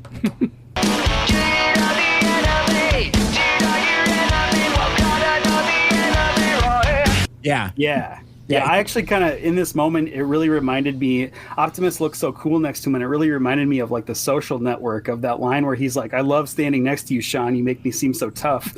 Like, I really had, like, Optimus and Sentinel were having that moment. I love it. But I love that this episode is filled with visual gags. You know, it's like you've got a Bumble Wasp or Wasplebee, using like his now combat grade stingers to shoot out the lights and charges the hell out of there. And, you get the standoff between Optimus and Sentinel. And I love that while Optimus is a good dude and he's a kind guy, he's also good with a zinger. He'll just be like, oh, you mean the guy that you literally just let drive past you? Like he's I think that Optimus would be great to have around in an office situation, because I think he would just be like burning off zingers over his shoulder, that kind of thing. It's like, this fucking asshole over here. And I like how Sentinel feels like he doesn't even understand the zingers. He's too he's so into obtuse, I guess, that he doesn't even know he's being made fun of. Exactly. So we have Autobots transform and roll out, and the Earthbound Autobots plus Sentinel and Jazz take off after the seeming fugitive, leaving Bumble Wasp back behind at base, presumably back on monitor duty. Yeah. Right. They are cut from the same cloth. They're both like addicted to video games, I guess. Maybe they both have this like recessive gene that they want to get into exactly. the There's something inherent with the mold. I thought that was more of an outgrowth of him trying to get, because we see in a little bit that he tries to learn everything about Bumblebot, as he calls him. Yes. And I think maybe playing the video games was part of that. Absolutely. Because he's trash at them. And just killing time. He's like, what am I going to do here? Exactly. Yeah, he really has nothing to do. I thought that this shot of Cybertron was awesome, and maybe you guys have seen this shot before, but I love how G1 it is, but it has a little bit more flamboyant extremities. Yeah. And then you see the moons, and they... Yeah. 2 moons. Yeah. 2 moons, 2 furious. And I've referred to this... kind of Cybertron is just looking fly as fuck. Like it's like a Cybertron that has either not been ravaged by endless war or has since healed from it. You know? And again, this is another aspect of the Autobots have decisively won the war. That's in a different episode, but basically we learn within the context of the show that the Autobots have completely flipped the script. They have won the war, driven the Decepticons off, and they have been hunted almost to the point of extinction. Which is really, now I'm just thinking of this just now, really kind of interesting, because that was like the way Beast Wars was too. Like the Maximals were in control of the planet, and it was not necessarily good. Exactly. Yeah. And as we're discussing here with the treatment of prisoners, not super great here also. But speaking of, back on Cybertron, we catch up with Shockwave, and this is probably Shockwave at his most G1, where he wants Senpai to notice him. It's like I'm waiting for like a Megatron. What happened?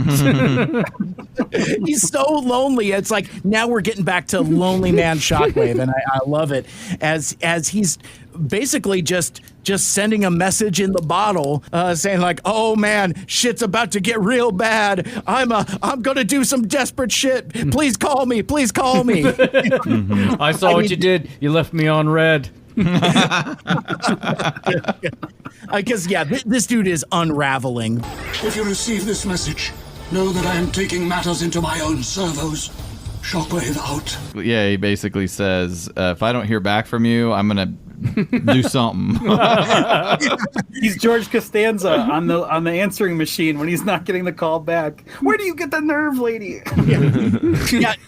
And I took it. He's just like Bart Simpson. He's like, I'm going to start swinging my arms, and if you don't get out of my way and you get hit, that's your fault. Call me, Megatron. Call me. So congratulations, people who are younger than Gen X. We have just mentioned in the space of the same amount of minutes 3 Gen X shows. You did it. It's like when Peanuts, when Linus sticks his fist out and says "walk into it."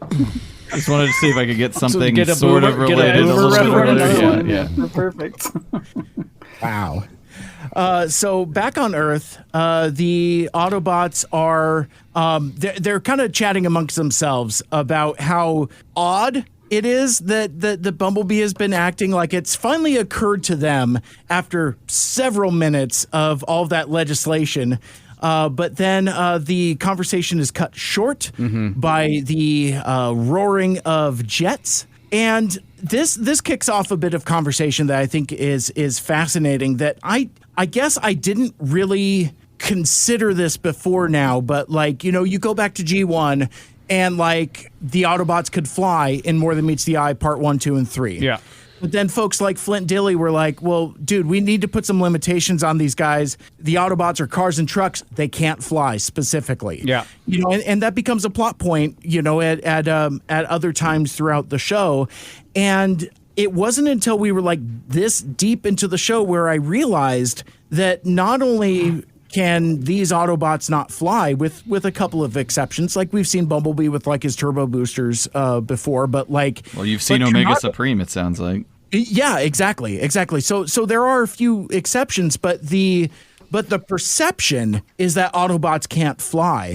And I like this little conversation here where it's like, well, wait a sec. Autobots don't fly and humans can't fly like that. So ipso facto vis-a-vis, these must be Decepticons. Yeah. I mean, that's a reasonable thought, I think. Yeah. But well, we're talking about Jetfire and Jetstorm here. I have to bring up. Thank you. Really excited because I love these guys. I did not know this was the episode that they appeared in, so that was a little like fun treat for me. But yeah, I thought it was interesting too. And Aaron, you brought up an interesting point when you said you've seen Omega Supreme, and I have this point later, but I'll bring it up now. That the thing that Jetstorm, Jetfire, and Omega Supreme all have in common is potentially they're like tools of war. They're not. I don't even know if they're actually considered like naturally born Autobots at this point because they've been augmented. Based on Starscream's designs to be jets for like even Omega Supreme was augmented based on Starscream's. Oh yeah, he's completely he's completely like a weapon of mass destruction. Yeah, and built, not born. And to your point, Michael Anders, these are all wartime innovations and wartime technology. It's literally the military industrial complex that birthed all these Autobots. And the other thing too, Michael Anders, if you're playing 2M2F bingo, you throw down a space for reverse engineering as well. Yeah. That is a favorite of Michael Anders here. Speaking of John Woo. Speaking of John Woo, yes. Go watch Paycheck or don't. We like that movie more than most. Yeah, or listen to me and Mike Seibert talk about it for 3 hours on Christmas. You'll get the gist. Yeah, exactly. I was. Thank you for saying that this was the first appearance, Michael, because like I was going to ask if we'd seen these two characters in the show before, and who did. So it's sorry, what are their names? Jetfire and Jetstorm. And they combined to become a windshield replacement company. No, they stole it from them. You don't understand. Their name is Safeguard, Caleb. The name of the form is Safeguard. Right. But I mean, just to kind of close that off, I think that's really interesting that you have to fly, and this is all sort of like a product of the war. Kind of sad, but the dichotomy of the Autobots being kind of appalled by this, and even Jazz, who's sort of your rational guy, he's like, rules were meant to be broken. You gotta tune up or tune out, old bot. He's so embedded in the the upper echelons of Cybertronian elite guard that he's just like, well, yeah, you got to keep up with the Cardassians, if you will. I mean, they do bring it up several times in this show about how weird it is that Autobots fly. Like it's mentioned a couple of times. Yeah. Despite a couple examples of that as well. I also like that, we're kind of bouncing across a little bit here, but like I do like that when we catch up with poor Bumblebee disguised as Wasp or, wearing Wasp's colors, first he's in like an alley by himself, like trying to rub the paint off with like an old couch cushion. Mm-hmm. It's not even fading. What kind of paint job is this? Even later, I love that. So it's like he's just masturbating. Really weird. With mustard. The mustard. Mustard! Couch cushion didn't work. I better try this. But Wait, JD Vance is Bumblebee? What? We did it. Very good. Like JD Vance, but likable. There's this part also where Bumblebee comes across this robot hot dog cart. Hot dog bot, yeah. Hot dog bot, yes. And I loved it. I don't know why I like this line delivery so much, but it just made me laugh so much where he's just like, yes, yellow. Yeah. And I don't know if it's just the rain or the weather or whatever, but like, I think this is like a bougie hot dog bot. Because like that's some like Dijon stuff. Like it wasn't quite the color match I think he was probably hoping for. No, it looked like some Coleman's. There you go. Yeah, I mean it's barely yellow adjacent. But yeah, so we kind of hop back and forth here between like Jetfire and Jetstorm. Can I ask a question about them or make a statement? Sure. I want to talk about them a little bit. I had something too. They remind me a little bit of those creepy twins from the second Matrix movie that are all badass with the dreadlock, like the albino dreadlock guys. Yeah. That's kind of what they make me think of. Is just this kind of fearsome duo that shows up on the scene, and when they're around, they're gonna fuck shit up. Yeah, and they kind of remind me. Well, first of all, I want to talk a little bit about their designs because I just love the orange and the blue. I mean, that's the whole reason I really glommed onto Sentinel in the first place. And then I started thinking, like, I wonder how much Sentinel had in their design. Like, if they are completely built from scratch, was the orange and blue like his idea? I can totally see that, being part of it. Oh, as an homage to himself. Yeah, or like, these are my cadets, right? They like, are very loyal colors. dudes. Like, they are completely company men. That was something I had, so I don't know I think it's at this point where we learned they were specs downloaded from Starscream. I think that's where it says in the show, where while he was in captivity. I love that word actually better. Captivity. He was in captivity, which seems dubiously ethical to me. Yes. Yeah, absolutely. Also, Captavity sounds like a Garfield and Friends song. That could hit. But anyway, but yeah, you're absolutely right. I mean, that kind of goes back to how much are these guys doing in the name of winning the war? That's questionable.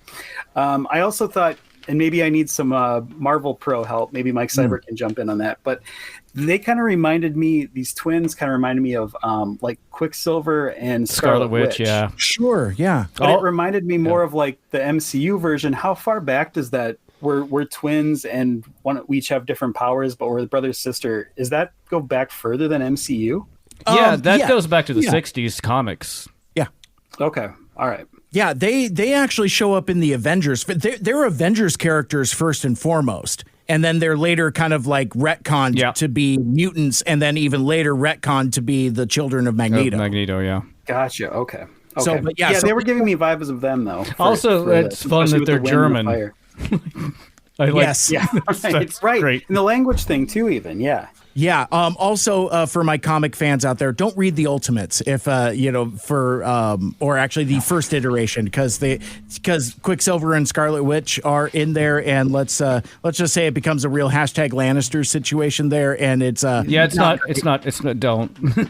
and it does not age well. It did not age well then, and that book came out in like 2002. It's very Pornhub.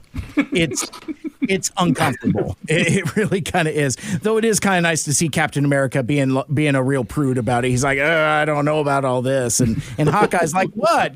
They're in love. Well, what do you mean? You know what I mean. That kind of thing. Of course, Hawkeye's fine with it. Yeah, exactly. He sees everything.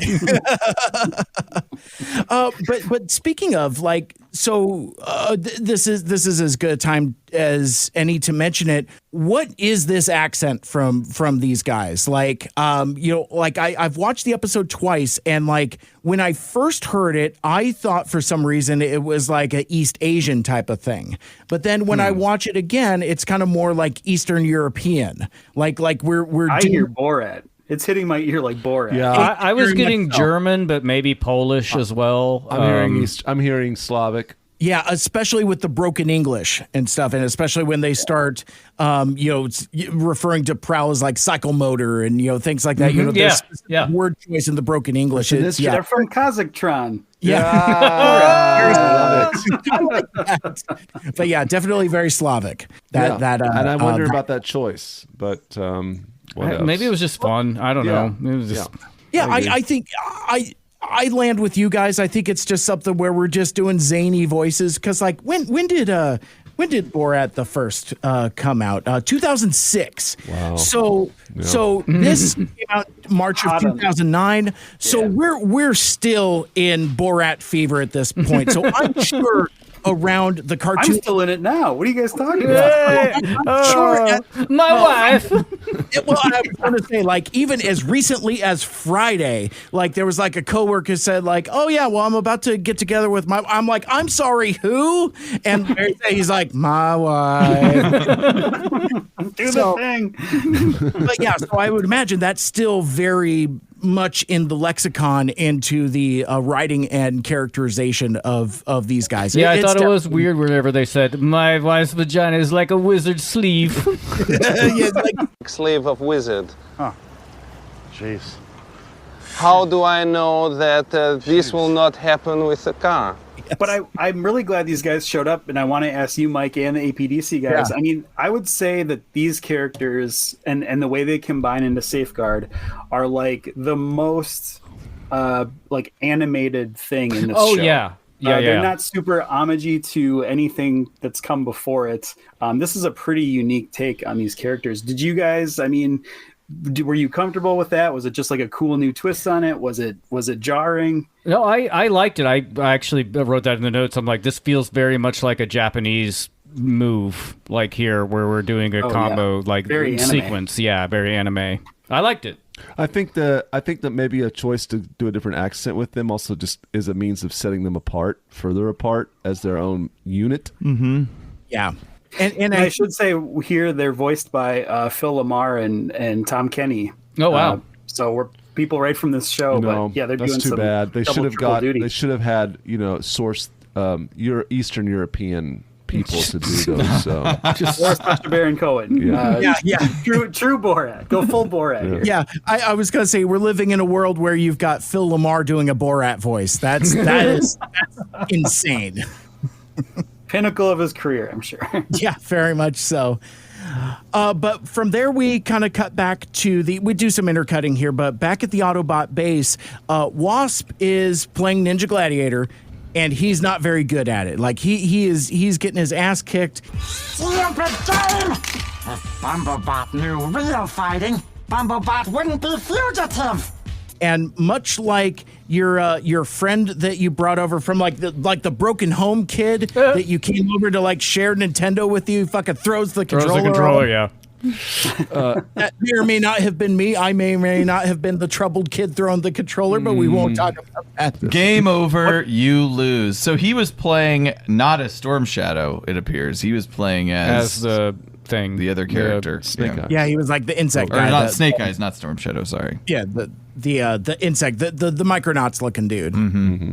But either way, yeah, game over. You lose, and he It occurs to him that, to be the Bumblebot, you must know what the Bumblebot is all about. And he decides to interface with this computer console and scans all of the Autobot files, which actually, fair play to Wasp here, where, he decides to get himself an education and actually learn a thing or two. Mm-hmm.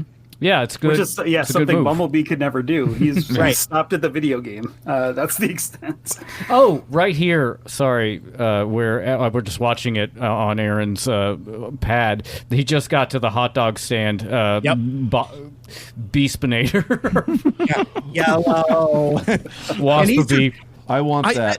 I want that. But like his alt mode, where we see it, like I guess it's the Wasp version of B's alt mode, but like where we see it in like a profile where he's driving, like this is so stupid, but it reminded me of the NES video game City Connection, which I know what you're talking about. Oh sure, yeah. Where like you're a car that has to paint all the roads, and that's just exactly what this car looks like to me. There are like 3 levels on every screen. The driver's named Clarice, for anyone who wants to know, but I love that game anyway. That's just what it reminded me of. Yeah, maybe that's the homage to it for sure. I can't imagine it is. I don't know. I mean, Derek J. Wyatt has some deep cuts references. I could see that being something he's into. Absolutely. I got some fan zone flashbacks. The time he said we made the Seattle dog was when he got spilled on by one of those condiment dispensers. But it got me thinking about the Seattle dog. I haven't had one since that episode when I tried it out. I didn't know, and then I went to go look at it, make sure I was thinking of the right thing. I didn't know that it was like it's pitched as like the fusion between a hot dog and a bagel. Like that's where the cream cheese comes in. I don't know if that's. I mean, I read that on Wikipedia, but I don't know. Is that common knowledge out there? I don't know that it is. I think because I think even when you asked me about it, you're just like, why cream cheese? I'm like, shrug. I don't know. Yeah. Why not? But apparently it's hinting at the bagel part of things. It's a schmear for the hot dog. Which, again, kind of doesn't make a whole lot of sense. Seattle, huge bagel town. I mean, we've got some good bagel joints. I mean, Blazing Bagels is really good and all that other stuff. But when I think of Seattle, I don't necessarily think of like iconic bagels. No, that's San Francisco. Exactly. Well, and maybe that's what it is. Maybe it's, here. Washington is rotten with California transplants. Sure. And Seattle specifically. Seattle is the San Francisco of the pack and dub. Yeah, there you go. Yeah. We'll just call it. I like it. I mean, I don't like it, but yeah, no. And so I would imagine that would not surprise me. And actually, now that kind of makes me want to turn my back on the iconic Seattle dog, knowing that I didn't even know that existed. You're xenophobia. What is xenophobia when it comes to food? Yeah, real Sentinel Prime over here. Invented by Nancy Pelosi. So anyway, so Bumblebee is confronted by Bulkhead and Prowl, and like Ryan mentioned a while ago, you get one of Michael Andrews' favorite TFA tropes. You get a shuriken attack. Mm-hmm. Sure I can. Can you take down Bumblebee? Sure I can. Whip, whip, whip. But then there's this conversation between Bulkhead and B where poor B is trying once again through the Wasp voice changer thing, trying to plead with Bulkhead that he finally decides to tell him a story that only Bulkhead will know, and we flash back to that time in boot camp when where Bulkhead just straight up did a 9/11 and dropped a building right on top of Sentinel Prime, and that is apparently the story that clicks. Bumblebee! I knew something wasn't right. And so now Bulkhead is now fully on board. He knows this is Bumblebee. He's tromping across the street, squeaking as he goes. The big squeaky teddy Honestly, bear I had a note about love this. it. Sorry to interrupt, Mike, but I don't know if I can really explain why, but I love the goofy aspects of this show. Bulkhead bouncing and squeaking. Like the squeaky toy. Yeah, when he realized he's inside Wasp body. Whereas like a show like Beast Wars, that would really annoy me. But I like it here, and maybe it's just because of the vibe of the show. It fits, whereas the cartoony stuff in Beast Wars just makes me mad. I don't know. Right. No, absolutely. Anytime there's elongated limbs or eyes like popping out of their sockets. But we've talked about that a little bit on this show. Like the animated feature of the show kind of lets you get away with so much of that stuff that's like unforgivable anywhere else in Transformers. And if we weren't sure at all if Jetfire and Jetstorm were agents of Sentinel, I mean, this definitely seals it, because like it's their whole interpretation of this whole thing. It's like, look, Bulbaswan and Cycle Motor are traitors too. It's very black and white thinking. Yeah, and this comes directly from Sentinel, and you have like even when there's the conversations between Bulkhead and Prowl, and once Sentinel, Optimus, and Jazz, this whole conversation, this whole misunderstanding is really kind of frustrating, because of course Optimus is trying to explain it as calmly and as slowly as he can, and Sentinel is not just having it. He just doesn't want to hear it. And that's the thing. Yeah. It's like he's unable and unwilling, and again, motherfucker can't drive. Like this was the sequence we were talking about earlier. So they're going down the street, and Sentinel again, he is like crossing multiple lanes of traffic, essentially cutting off Ratchet and Prowl and Optimus. And Ratchet says something to the effect here, like, turn into the skid, you dick. Into the skid? That's stupid. I was gonna say that scene seems straight out of like Disney Pixar Cars. Trying to, like Mater was teaching him how to drive or something. I will say, to your point, Mike, this is a sequence I think is animated very poorly. You can see layers kind of overlapping. But I will say, to this show's credit, I love the way they treat light. Like, you get, not to be to the level of, Star Trek lens flares, but you get, lens flares, and you get, some soft lighting and stuff. It's very cool. And some even out of focus stuff, with the rain. It's almost like the rain and the weather is fogging up the camera lens. It's a really cool effect. Yeah, they do stuff like that a lot with that fog, or almost like there is a camera lens on it. And then, but at the same time, you also get animation that almost feels like they're painting on paper a lot of times, especially with that lighting technique. Yeah. Yeah, absolutely. I love how he just can't handle driving, so he just runs. Transforms and runs. And I don't know if anyone caught it too, or if we have any anime fans in the building, but when Optimus does the same thing to keep up with them, it's very like he's got like the very anime style run, like the arms back. Yeah, the walk cycle just like, or the run cycle. Yeah. Yeah, I thought that was really cool. Like he Naruto runs? Kind of. Yeah, I mean, exactly. It's not quite that, but very close.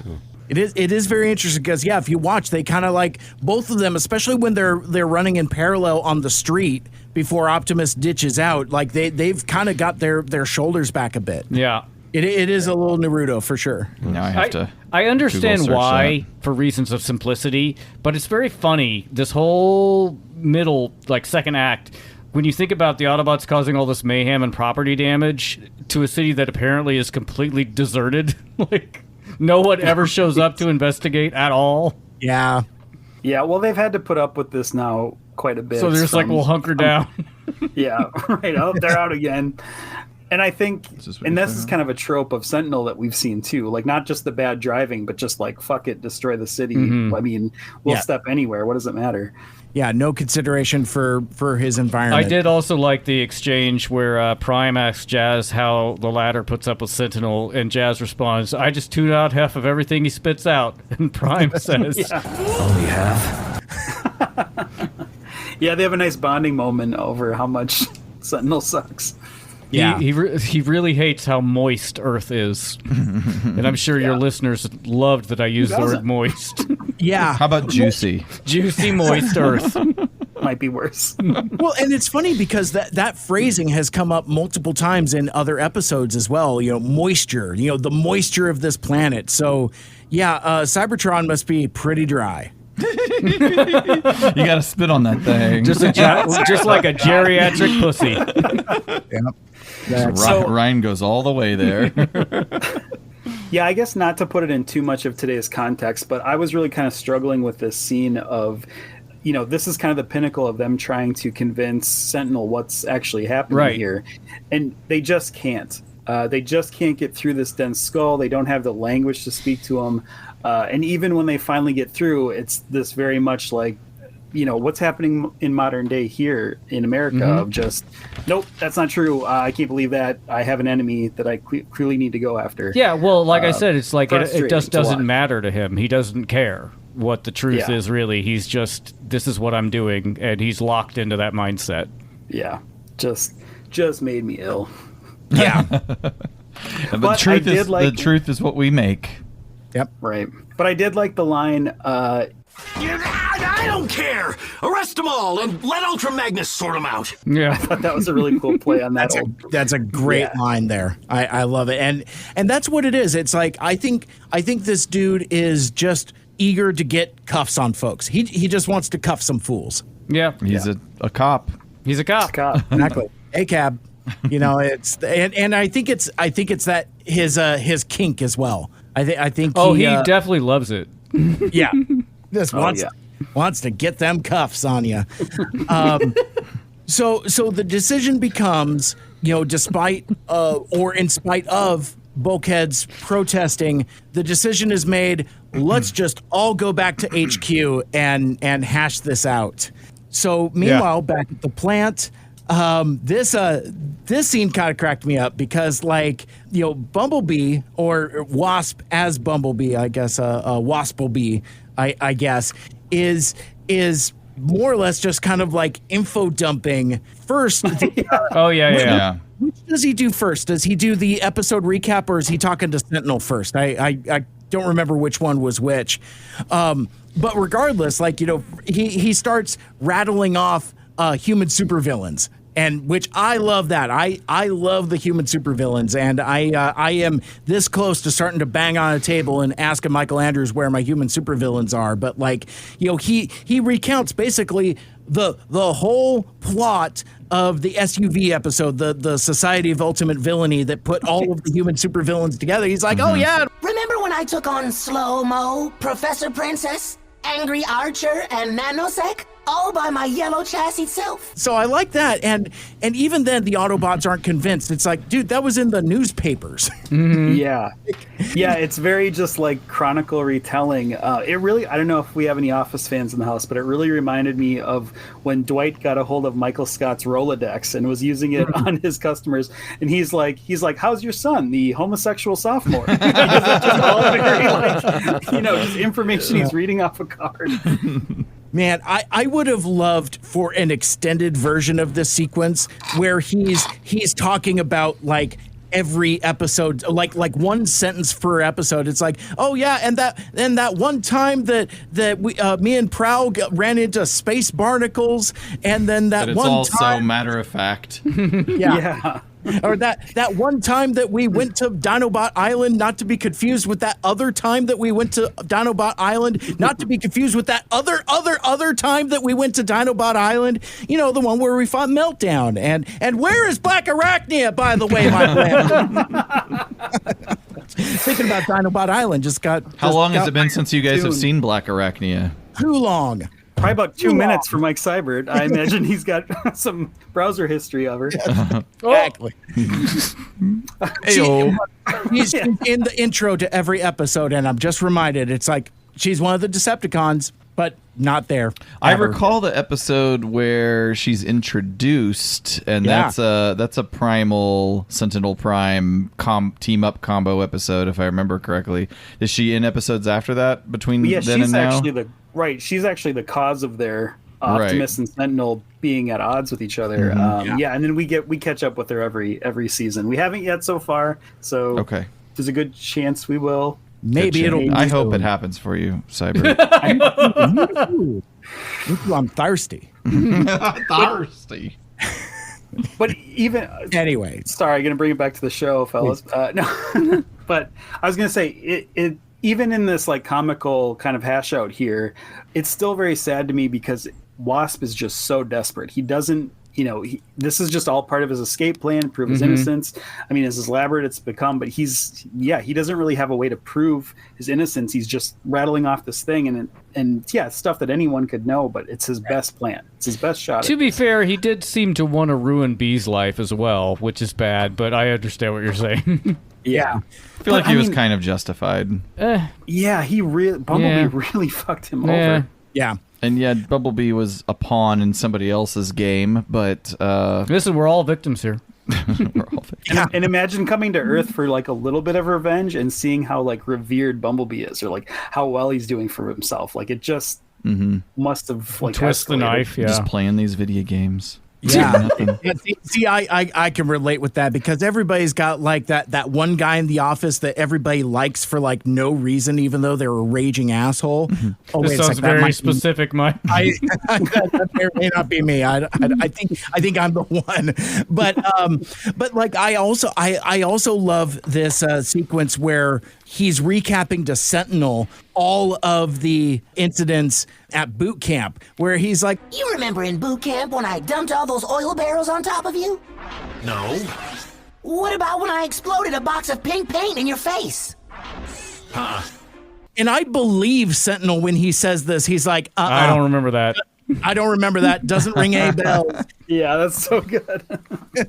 And it's not until like the last one, it's like, oh yeah, remember that time like you and Cliffjumper were talking shit about Ultra Magnus? And I broadcasted? Yeah, that was me. And like, still doesn't remember. No, he does. He says that was you. And it takes him a while because he's like, wait a goddamn minute, that was you, motherfucker. It's like, I like that it takes that long and that much for it to occur to him. Yeah. So, and I also like this next build-up coming too, because Bulkhead comes up with this plan. God. Well, there's only one way to tell them apart. We have to have a little ninja gladiator off, and this is where. We've talked about plot holes and maybe the writing wasn't great, but this is what I think is so brilliant about this episode in particular, is this GD video game has been so important, a running theme throughout the whole thing, that you think it's going to play this big point in this final showdown. And then instantly Wasp is just like, fuck it, throw the controller, punch the guy. Like, that was such a good payoff for that joke. I had that point too where I'm like, the Chekhov's video game, where I'm like, they keep showing this video game. And then I loved that they just didn't play it at all. But it also made me think of, okay, we're going to play a video game to see who's best. It made me think of G1, where it's like, we have to have a race. Yep. Right. Well, and they're playing on what you know from G1, or like what you know from cartoon tropes of like, oh, this is going to be a big deal. And then it just like record scratches. Yeah. It's truly subverting expectations, and I like it. I would have liked, Ryan, if like either Prowl or Bulkhead, some of them like talks to the other and says, we could have settled this with a race. That would have been good. Right. Maybe as they're like tussling on the ground, just one leans over to the other. I just can't believe the idea was we have to do this with a video game face-off. That's the most ludicrous thing I've ever heard. Especially given what's coming up. To like watch this. Yeah. Right. Though I did like this gag with Jetfire and Jetstorm. I like that. I like that. I thought that was a pretty cool gag. I've got next. Very nice. I feel like Romanian and German are quite different, but that's okay. No, they're the same. Sorry, Eastern Europe. Exactly. So regardless, the jig is up. Wasp blasts out the lights and to cover his escape. But when the red emergency lights come back on, they're both gone. Oh shit! What's going to happen? And then B is out in the courtyard. He's B is B again, but the rest of the Autobots don't know that. So Bulkhead just like starts pummeling him. Yeah, beating the hell out. Can I say that is an interesting thing where anytime we encounter Wasp, Bulkhead definitely wants to beat the shit out of him as a first response. And we know that he's not a traitor, and we know technically he hasn't really hurt anyone. At this point, we don't know that he's... he was just an asshole. He was just a jerk. I feel like Bulkhead's really working out some anger issues with being bullied by him in Autoboot Camp. Sure. Yeah, I think that's kind of... You hit it right on the head. It's just this... Yeah, I know he's innocent, quote unquote, but you don't remember him from the Academy. He put us through hell. Yeah, but even so, much like Wasp's imprisonment to begin with at the frickin' stockade... the punishment doesn't fit the crime because, it's like Bulkhead just like unleashes on this guy. Yeah. It's like as if he did something to him other than just being a jerk. Right. It's like, we've been around unpleasant folks, but that doesn't mean they deserve a full guerrilla style pummeling. That kind of thing. And he's rarely got that brutal on any of their actual enemies. Right. Yeah. It's like he's never punched Blitzwing like that, for example, or say nothing about Lugna, his equal opposite or whatever. It's and of course it underscores the size difference. Bumblebee is an impossibly small boy. Mm-hmm. And Bulkhead, whether he be leader class or Voyager class, is a very large dude. He's thick. Yeah, I love that. I'm not fat. I'm Voyager class. We need to get that on a T-shirt. Well, and what we've litigated is the difference is whether you lift the weights or not. That kind of thing. It's like you've got two bulkheads. One of them lifts the weights, the other one doesn't. That's the difference there. But it was all the electronic paint job, the old electronic paint job. EPJ.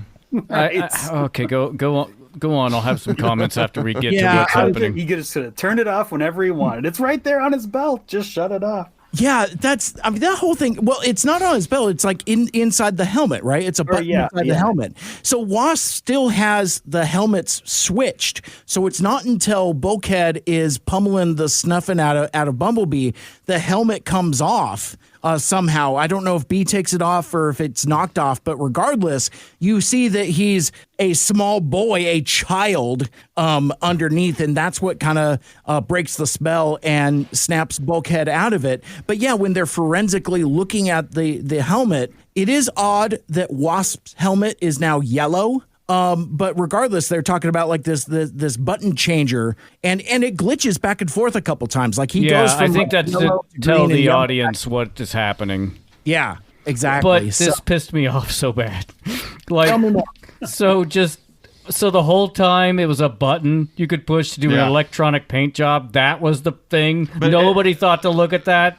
Like, what was it? The whole plasma goo that was in the cartridge for the gun that he was doing. Like, you assume that's what's doing it. Anyway, whatever. Well, and I think, but why do we even have this feature? Anyway, go on. Well, you brought a use feature. But I think that's a red herring for the audience, because like you see this like, fluorescent green going into the gun, and retroactively, I think it's just knockout juice. I think you're right. And it's and you think that because it's green, he's just going to paint him green. And then when Bumblebee is trying to JD Vance himself, and then later when he's rubbing mustard all over his chest.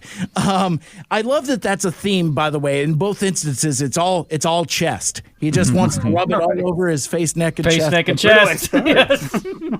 Well, I mean, I don't know. That's probably where you would start. I would imagine. But that is where his rub sign is. Hey, they don't call it a rub sign for nothing. Oh my gosh! It ain't a look sign, folks. You gotta rub it. You need friction, baby. You could also say that, like in the red. Under the red emergency lights, Caleb had mentioned earlier that you can't tell who is who, and you can't really, I mean, you know who is who, but you can't see their colors. Mm-hmm. I wonder if what we saw is maybe Wasp painting his own helmet yellow. That kind of thing also, because it is yellow when it's taken off of him. So could just be an animation error, but and that's the other thing too. And did TF list it as one? I don't think so. I'm not even going to litigate the whole rub sign Autobot symbol thing, because like when we first see Wasp, he has a black rub sign, a blank symbol, very similar to Lockdown, and sometimes, and then it's an Autobot symbol, then other times it's blank. Okay. And that really kind of doesn't come to anything, unfortunately. I think it's just kind of like an animation error type of thing. But regardless, Bumblebee is just right there, and we find out it's an electric paint job. And just as when things kind of start to calm down, that's when it occurs to Jazz. Jazz finally has the thought. He's like, wait a second. So if Longarm is the real spy and set up Wasp, that means the head of Autobot Intel is... Holy shit, Longarm has been the Decepticon spy this whole time. Yeah. And we've just been wasting a whole fuckload of time and government resources. Yeah, and then even Sentinel isn't really buying it. That just pisses me off. He's giving the conservative line of like, well, I don't know about that. I don't know, I hadn't heard that. My facts are different. Fuck. Yeah. I did my own research. Yeah. I went to the University of YouTube, so... Right. So what is this magnificent room? We see Ironhide walking in and we're getting there. Discovering Ultra Magnus's body. But what is this room? And are these pictures of primes on the wall? These stained glass images? What's happening here? Yeah, I think we're seeing sort of the where the money's going, where the taxpayers' dollars are going to the throne room of Ultra Magnus here. So we cut to Cybertron, and then I guess Ironhide finds Ultra Magnus all messed up. Yeah. Well, and I think the implication here is that Ironhide wasn't intentionally going to like the Magnus chamber, whether this is an office or like a cathedral or some kind of holy place or something like that. He is looking to apprehend Longarm. Mm-hmm. It's like those dipshit Jedi guys in Revenge of the Sith when they're going to take Palpatine into custody. I feel like it's that kind of thing. First of all, you're going to need some more dudes. I mean, regardless. So, but like, old Ironhide is just like, hey, Longarm, come out wherever you are. Just wanted a quick chat. Yeah, we're totally not going to arrest you. Wasn't Ironhide also a cadet with the rest of them at the Prime Guard? Yeah, same troop. 1,000,000%, yes. He's probably got some revenge to get. I also want to say Ironhide sounds like Elvis. Yes. Oh yeah, I can see that. That's just what I heard whenever I heard him speak. I don't know if I noticed it in the last one, but yeah. Oh, Ultra Magnus. So this moment gets very serious when you see Ultra Magnus on the ground. Yeah. He's brutally torn apart. I was so torn because I'm having this moment of just like Ultra Magnus. Oh my god, my favorite character dismembered here on the floor in a brutal way. And I know this is an important point later because the fact that the Magnus hammer is missing is a huge deal, and now something's up with that, and that's going to play into things moving forward in the show. The Magnus hammer. But the line delivery of Ironhide being like, "Oh no, Magnus, where's your hammer?" Are you okay? It's where's your hammer? Oh no, your hammer's gone. Oh, this is the worst part of it. I see that you're all messed up, but we really need to know about this hammer situation. Exactly. Don't do life support. We got to find that hammer. Here, let's capture the audio. We know you're alive. Come out quietly. Ultra Magnus, what happened? Where's your hammer? There it is. Shock wave.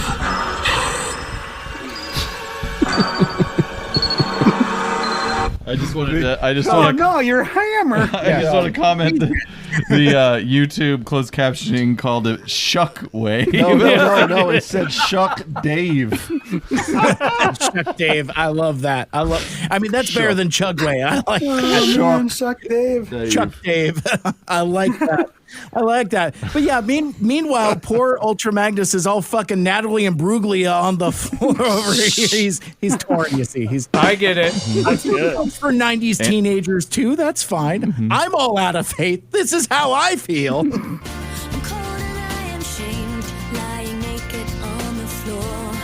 the band Sixpence, where's your hammer?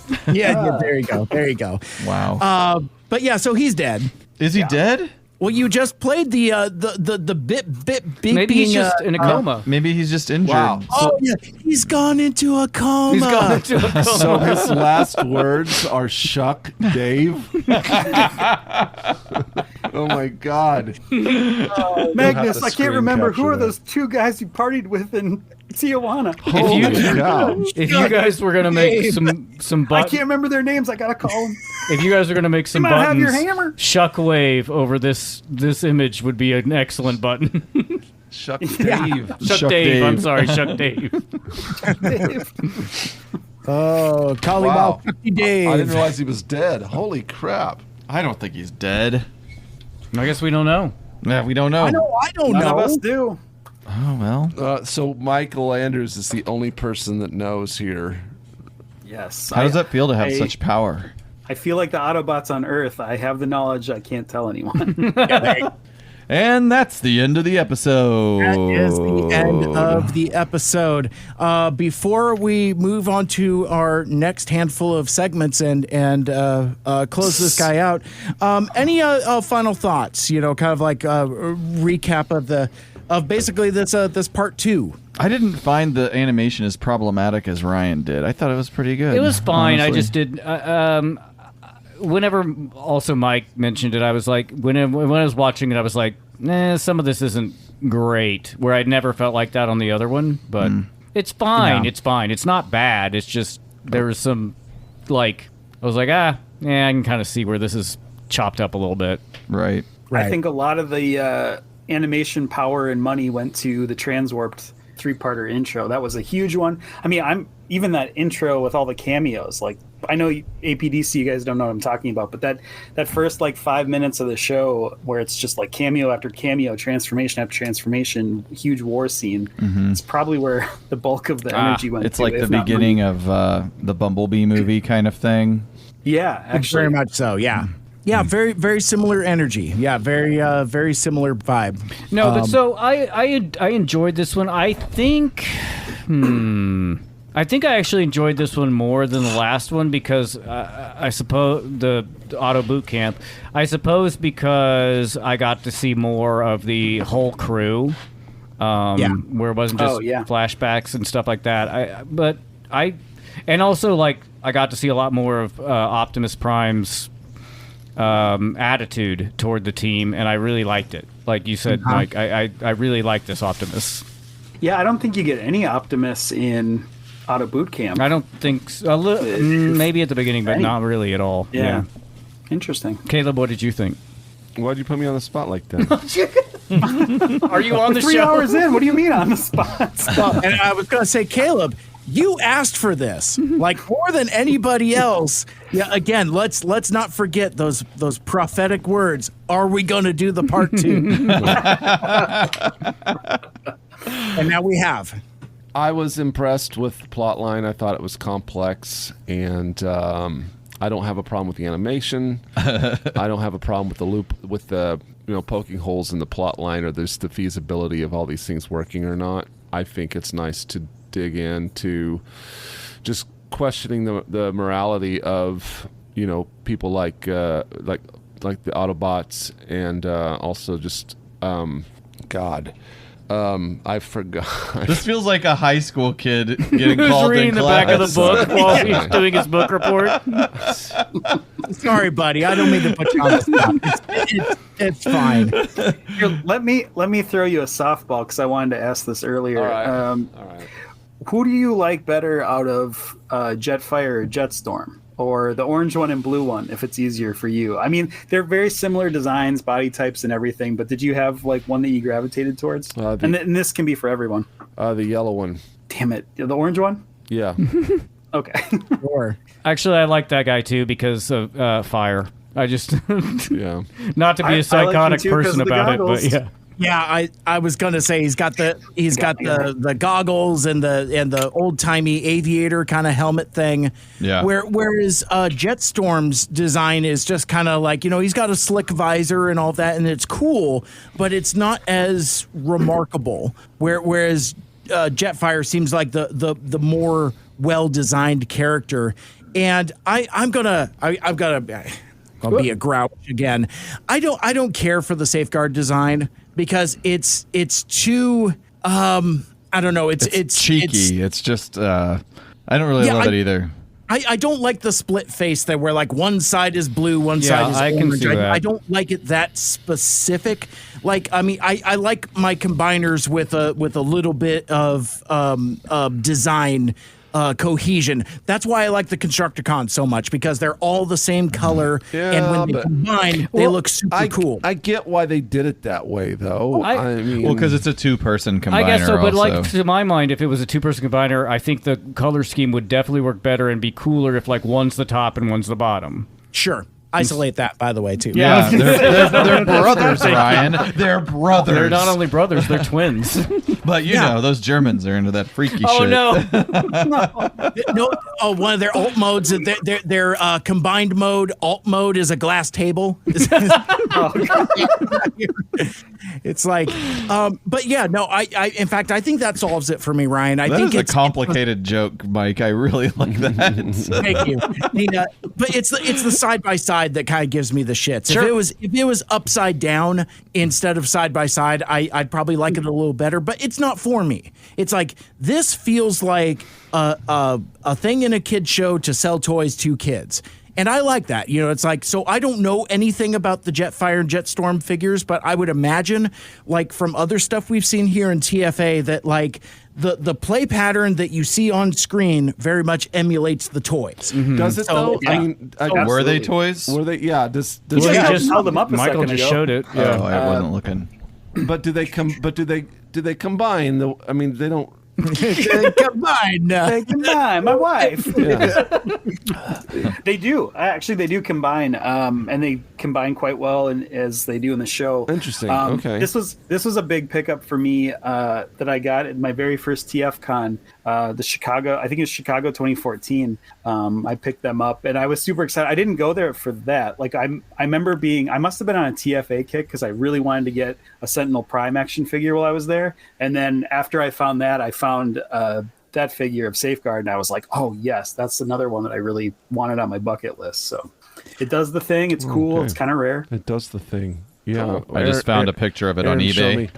I just love Michael Anders. Like I'm considering this like sliding doors version of it, where like you were on a TFA kick at a convention that we were all at together back in 2018, and then like 5 years later we would end up doing this podcast. It's just kind of interesting to call back, call forward, and like I remember like after the APDC G1 movie madness panel, where who's we Caleb screwed a case closed to where it's deal or can't deal. But anyway, after that, open, damn it, open. I do like that. I got a crowd to say "open, damn it, open" together, which I is one of my accomplishments. But like, I love that Michael Andrews, that like after you're all handing us copies of your book Coming of Mage, that like you had these toys on you this whole time, and like it's not until like 5 years later that we're talking about it on a podcast that the truth is revealed. That's just kind of interesting to me for some reason. Yeah, and I think it was also a big pickup because, as I mentioned, I think it was on when we were talking about Transform Part 3, my first foray back into Transformers collecting was I was just going to get Elite Guard characters from the Transformers animated line, and these two fell in that category. So it was a rare figure, but it was also like when this was going to be it for my collection, I really needed that figure.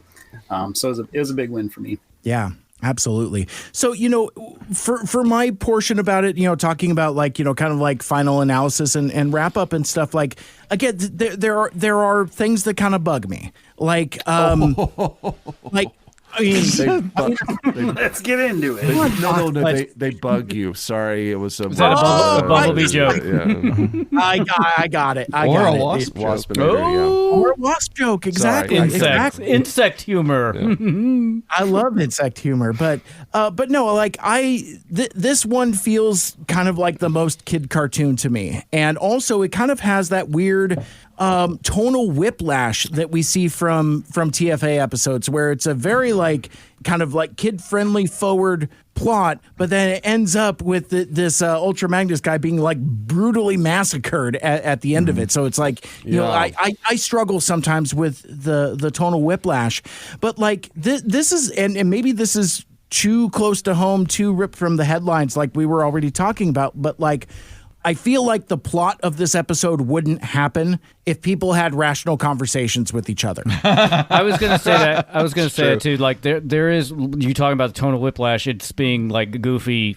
in many ways, but then also maybe like you said, I'm reading the real world now into it. And I'm like, this is so authoritarian. Like their whole society is so... There were things that I would maybe myself putting into it, but read very realistic to me, and I'm like, oh no. Yeah, well, and even to the point where there's observations that the characters feel to me as written are intentionally ignoring. Yeah. Like Michael Andrews was talking about his Jetstorm and Jetfire figures. They have explicit Elite Guard symbols on them, and especially when they combine into Safeguard, they have the symbol stamped very much on their shoulder. So it's like, but yet neither Bulkhead nor Prowl said like, oh shit, wait a second, you guys are Autobots, because at that point they still mistake them for Decepticons, which is... Yeah, I had that written down in my notes, but I also kind of forgive that because it was a dark alley, and I think we're supposed to see it as the viewer, but that dark alley is supposed to play into kind of misunderstanding of who, like there's a whole lighting motif of who's who in the dark kind of a thing. Yeah. For the whole episode. So I kind of forgave it that. But you're right. I mean, yeah, I did at one point be like, you don't see the giant Elite Guard symbol right there? Right. I mean, and it would be one thing if it was just a regular Autobot symbol, but it's got the wings. I mean, very, very explicitly. But also, we talked about this earlier. It's not worth rehashing that much, but like if you look at the character's eyes color, you can tell Bumblebee from Waspinator very explicitly. And there are more than several times where Wasp is just straight up blowing his cover. Like there's this whole sequence, and we skipped over in the episode discussion, but like there's this time where like I think when the Autobots are about to leave the base and they're going to leave quote unquote Bumblebee behind. And Wasp is saying, like, you know, he slips in and out of like third person. He's like, Wasp, I mean Bumblebot, I mean me. You know, Wasp, I mean Bumblebot. I mean, I will stay here in case Bumblebot, I mean Wasp, comes back. I mean me, I mean him. Right. And it's just like this whole thing where it's like, you know, Junior Detective Prowl can't figure that out. Well, It's and the best they come up with is like, oh yeah, that guy seems to be acting a little funny. Yeah, to be fair, I mean, you had to kind of like go on this ride for this episode to work, but I think they also did a good job of like having Prowl have multiple moments of suspicion about it because he is that he's more investigative. Yeah. So like they had to show that they showed that he was like, something's not right here. And don't get me wrong, I do like the joke because I do like that bit of Tom Kenny voiceover where he's spinning his wheels, and I you know, I like it for the humor of it. But there's multiple times throughout this episode I'm like, come on, TFA, be better. Yeah, you know, I do kind of like the joke of the eye color thing because it kind of reminds me of in like romantic comedies when they're like, I love you. Oh, really? What's my eye color? Like, did they just never not look close enough at Bumblebee's eye color?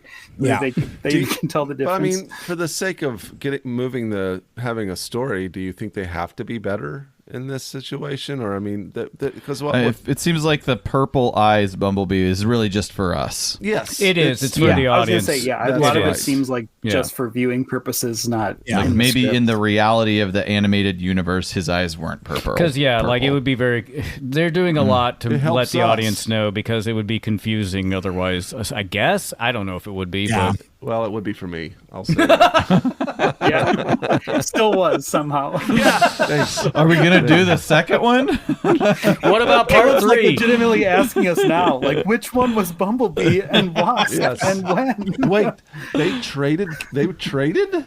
Yeah. Maybe we should go back through the show and pick out the scenes when who was who. That might be helpful for some people listening. I need a flow chart. Please. Really, where is thy sting? Yes. Never answered.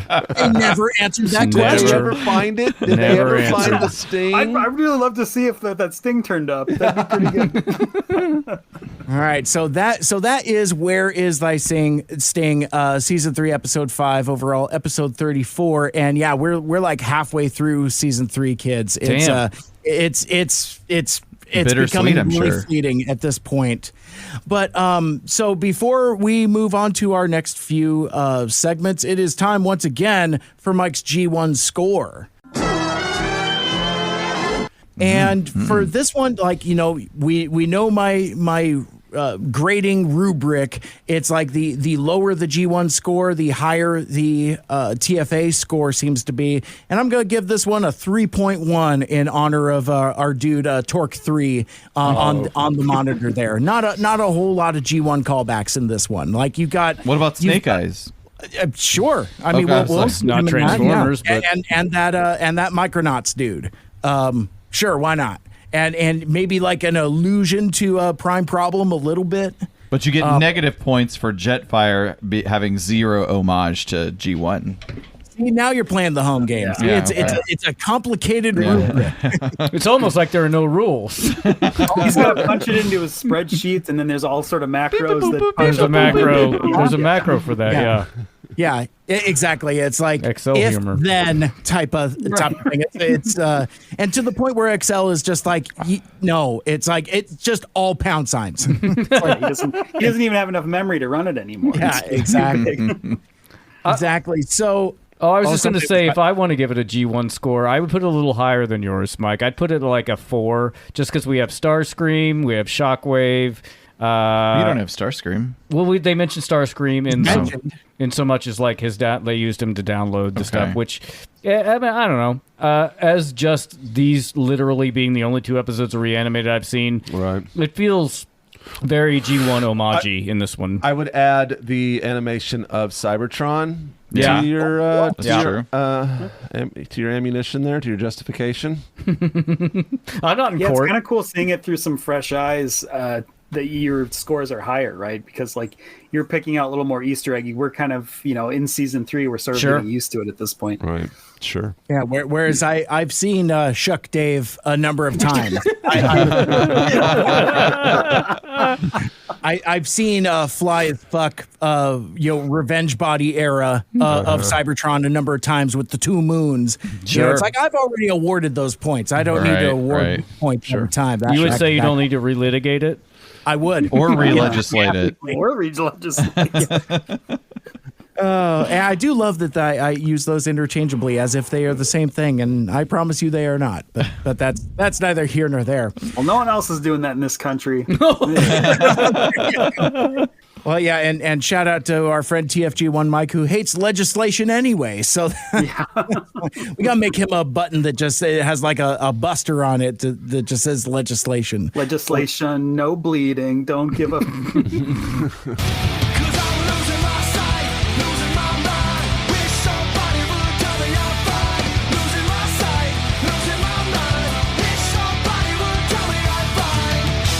I love it. Durner. This is my last resort. Durner. Thank you. I love it. Shout out That's to one of Bumblebee's favorite songs, as I recall. Exactly, yeah, frequent guest on our show. And, around the Spike holidays, and it seems. And his stinky fish and poor music choices. Stuff like that. Ryan, what's going on In the real world? Hey, yeah, in the real world. So this episode aired March 28th, 2009 in the American Top 40. Number 1 for 6 weeks in the early spring of 2009 was Right Round by Flow Rider.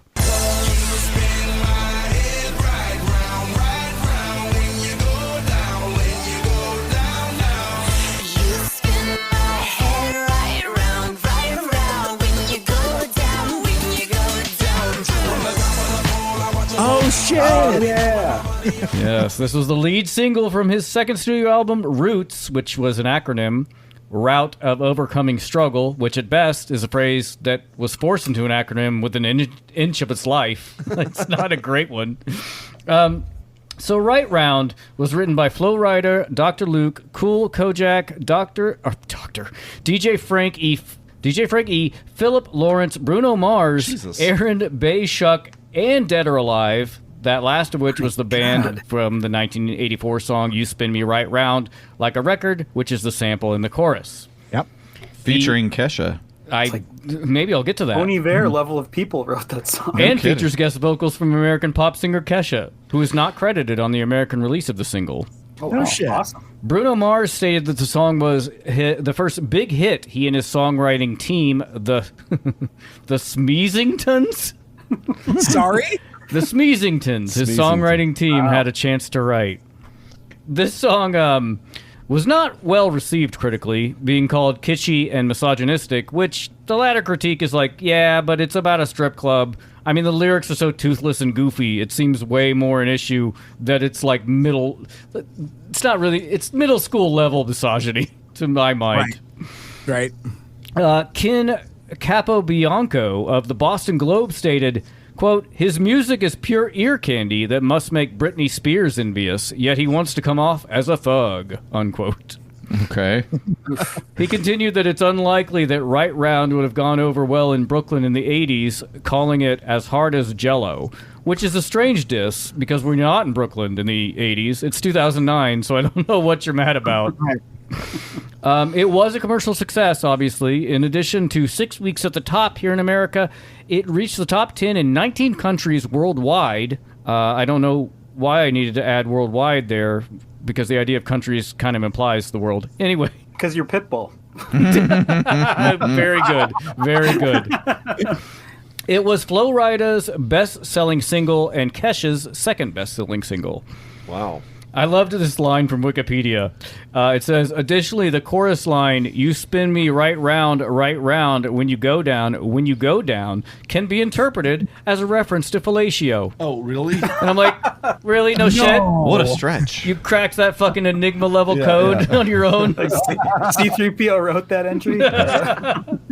Oh, my goodness. This song would later be on the soundtrack for the #1 film in June of the same year, The Hangover. Sure. It's a bop. I'm sorry. I like it. So this must have been right when Bruno Mars was on the come up, because he didn't release his first album until 2010, and that first album got to number 3 in the U.S. His second album hit number. His second album is the one that I think that really exploded. Not that a number 3 album isn't a big deal. Yeah, so I think he was. So this is like a songwriter. He's probably he's like in the grind of the machine, not quite ready for front stage, but not ready for prime time to bring it back to SNL. Whoop. I like to think this wiki entry is like a running joke, and people just keep adding names to it. Oh yeah, there's a lot of names. Like if we check next week, it'll be like Flowrider had to bring in the likes of Pharrell Williams, Quincy Jones, and Mark Ronson to complete the song. And also Weird Al was there. Yeah, right. And Mark McGrath from Sugar Ray. But John the Williams. Smeezingtons, Wow. I did click through on that. The Smeezingtons are songwriting and record production team consisting of Bruno Mars, Philip Lawrence, and Ari Levine. So that's Bruno Mars's crew. That's a crazy name. That has to mean something specific. So that's it for that one. Number 1 at the box office. This is not a particularly great year for movies, at least to my taste. I mean, we do have Up, which is one of my faves. We have Zombieland. We have Paranormal Activity. And the original Fast and Furious, which started the whole franchise. But then you've got shit like Paul Blart, which stupefyingly was number 1 for 2 weeks. Oh, God. I like Kevin James, but man, I don't. I like him in theory. I want to like him. That's what I'm saying. I want to like him, but every time I watch him, I'm like, I don't know. Do you guys like Pixels? He's not like... I haven't seen Pixels because I felt like it was going to make me mad. Pixels. He's not Pixels? Too much Sandman for my taste. It has too high of a hibbity to dibbity ratio for me. Is a little too much Zebedee do for you? Why are you looking at me, Swan? Well, just for Michael Andrews, this was also the summer of Transformers: Revenge of the Fallen, which is just making my case even more that it was a bad year for movies. We're gonna do that commentary track, right, guys? Oh, absolutely. We're definitely doing that. I'm not just saying this. Was it, were we 3-4 years out? Almost to the date, right? We did this. We recorded that on Valentine's Day. Remember? Did we? The original one? Oh wow! Yeah, it was around Valentine's Day. Yeah. Yeah, that's where we talked about Tuesday, my dude, and I talked about the gift I got for Kate. Yeah. I know Cybert's definitely excited about doing that. Yeah, it's like, do you want more counter pounding and yelling from Mike Seibert? Yeah, get me talking about Revenge of the Fallen, and that will be. I don't even know who that would be for, because it would just be unrestrained anger. I really hate that movie. I really hate that movie in a way that I hate very few. Like I really, really don't like it. Well, I'm glad I brought it up. Nonetheless, number 1. Provoke Mike further. It's like, next thing you know, we're gonna ask him about toy packaging, because he seems to be talking about that. Do you want to hear about boxes? I do want to get deeper into that sometime, because I want to understand but not right now, because the fallen toy packaging. Number 1 for 1 week in March of 2009 was a movie I have not seen called Monster. Oh, it's not Paul Blart Mall Cop? I thought this whole time is what we were talking about. That was earlier. Sorry, I may have led you down a primrose path, because this one was Monsters vs. Aliens, which I don't know if anybody in this room has seen. I remember that as a thing. On March 27th. Hi there! The Weird. How's it going? Don't do the laugh.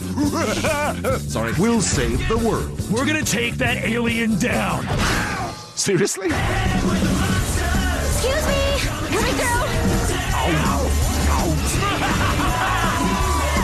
Oh boy. Don't destroy anything. DreamWorks Monsters vs. Aliens. March 27th. Rated PG. Yeah, I haven't seen... It's a CGI animated one, right? Yeah, is that the one with Daniel Craig and Harrison Ford? No. That's Cowboys versus Aliens. Cowboys versus Aliens. It's an animated film. It's underrated class. I saw that in the theater for some reason. Nah, mistake. Sucks. This was a DreamWorks picture, which people kind of sleep on, but they do some pretty good shit, or they did in the aughts anyway. This movie features the voices of Reese Witherspoon, Seth Rogen, Hugh Laurie, Will Arnett, Kiefer Sutherland, Rainn Wilson, Paul Rudd, and Stephen Colbert. Wow. The whole crew. Yeah. Holy shit. The film involves a group of misfit monsters hired by the United States Armed Forces to stop the invasion of an extraterrestrial villain and save the world in exchange for freedom. So more like militaristic government bullshit like we've talked about in this episode. Nice. Monsters vs. Aliens broke Spy Kids 3D Game Over's record for the highest weekend debut for a 3D film. It broke the record by close to double, making $60 million on its opening weekend. Wow. Which is enormous. It broke Spy Kids. Spy Kids 3D, which may be like, I guess, I'm assuming it's the third movie. Yeah. But this is also when they were pushing 3D really hard. They meant emotionally, it broke the kids. That's what they're saying. Like the actual Spy Kids. Oh, no. Titular Spy Kids. Need better help. I might have seen this movie. Spy Kids 3D : Game Over? Yeah. Oh, I'm sorry. I'm talking about oh, he's talking about Monsters vs. Aliens. Oh, you mean Cowboys versus Aliens? It was Monsters vs. Aliens? I had a 1-year-old child at that point. It's amazing I can remember. So everything's a blur. Everything's a It's got a 73% on the tomato mod or tomato. Hey, maybe I was going to say that. Well, I'll fight, but you said it anyway. Hey, keep it moving, baby. Based on 217 reviews, as Aaron said, it has a 73% on Rotten Tomatoes, and I believe on Metacritic it is a 6.5 out of 10. The critical consensus reads, though it doesn't approach the depth of the best animated films, Monsters vs. Aliens has enough humor and special effects to entertain moviegoers of all ages, which is a real backhanded compliment in my mind. Yeah. The film did all right. I mean, pretty well. It earned a lot. It earned $381.7 million, but the budget was $175 million. Wow. So Jesus. I mean, it's animation in 2009. God, it has an incredible cast. It's got everybody. Everybody's Hugh coming to the Laurie. barbecue. If you get invited to Kiefer Sutherland. Yeah. I would say, you guys know, being invited to be a voice actor in a movie like this, that's just money in the bank. It's so easy. I don't know if it's easy. Yeah. Relatively speaking, you don't. I would think it's easier than a celebrity, right? Like, because they just want them for their own voices, not like which is give kind me a of classically trained voice actor. Kind of annoying to me. I don't necessarily like, but that's the real I'm world. not saying good or bad. I'm just saying. Yeah, you're safely in the middle. No, not taking a side. I'm just kidding. That wasn't the question. Kidding. The question was, is it an easier paycheck than doing a normal thing? That's why so many people are willing to show up to something like this. Sure. And that's I don't know what's so hard, Caleb. The question was, is murder morally all I want to know is there where's part 2? Where's part 2? Are we going to do part 2? We just did. Though I hear a rumor that there might be a part 3. Which brings us to our last segment of the day. I'm going to run across. Is there a part 3? Oh, you just is that the name of your segment? Yeah. Okay, goodbye. Totally blew up his whole setup here. Sorry. Start over from the top. I'm shutting up. I'm going to angrily turn down the lights, gently but angrily, seething rage. Turn down the lights. Why is it a red hue in here? Everybody's red. Exactly. There it is. We bring in the red emergency lights where we're all the same color, and it is time for Ichabod Drift's favorite segment of the show. It's Michael Andrews' preview haiku, a preview of our next episode, a pre-coup, if you will. Please. Yeah. Prowl ninjas out when an old bot returns, but as friend or foe. Ooh. Yes, Damn. Dig. Yeah, Daddy-o. This Java I'm drinking is good. There you go. Well, friends, this has been an absolute blast as always. Thanks as always for taking the time to spend the entirety of your Sunday with us. We greatly appreciate it. Before we part ways for now, I'll give you another opportunity to pimp your wares and talk about the entire Autopod Decepticast cinematic universe. The floor is yours, friends. Who wants to do it? You want me to do it? You do it, sure. Okay. Yeah. Hey, if you are interested in the Autopod Decepticast, if you're interested in the minute-by-minute Transformers original movie from 1986, G1 episode reviews, and now we're on to Beast Wars, at APODcast on all the things. AutopodDecepticast.com is our website. And we also have many wares there if you'd like to purchase. I suggest you do. Yeah, that's about it. We're just we have a shop, t-shirts. It's all good stuff. Yeah. It's better than anything you've ever seen in the world. Do you like G.I. Joe? Oh my god! If you do, I do. You can pay us money, and we'll do a G.I. Joe episode for you. We do a thing on our show. Sometimes we do Doe for Joe about quarterly, which is we get commissions to do a G.I. Joe episode of the choice, and that's just kind of breaking up the Transformer stuff because it's all very, right in the wheelhouse of the 80s. So, do you like buying people drinks? You could do that as well. If you would like to, if you listen to our show and would like to buy us a cocktail, which we have a cocktail spot on every episode, you can do so by sending us $5 hairs to @APodDcast on PayPal. Put in the notes what you would like me to make, and I will make that cocktail on a future episode because I cannot make it on a past one. Toasty. Money. With the whole thing. Buy us a drink. You've completely hijacked the show. Buy us a drink. Mike, when APDC asked us here today to be on their show, I didn't know it would come to this. Commerce. Commerce. Money. Power. Water. Did somebody say there it is? I said there it is. Oh, there it it is. is. You gotta say the words. Want to be a part of the show? Send us an email to mikes2furious@gmail.com. You can also comment on episodes on Spotify and on YouTube. Follow us on Blue Sky individually @Mike Seibert Radio and @Michael Andrews, respectively, and follow the podcast on Twitter, Facebook, and Instagram @2Mikes2Furious.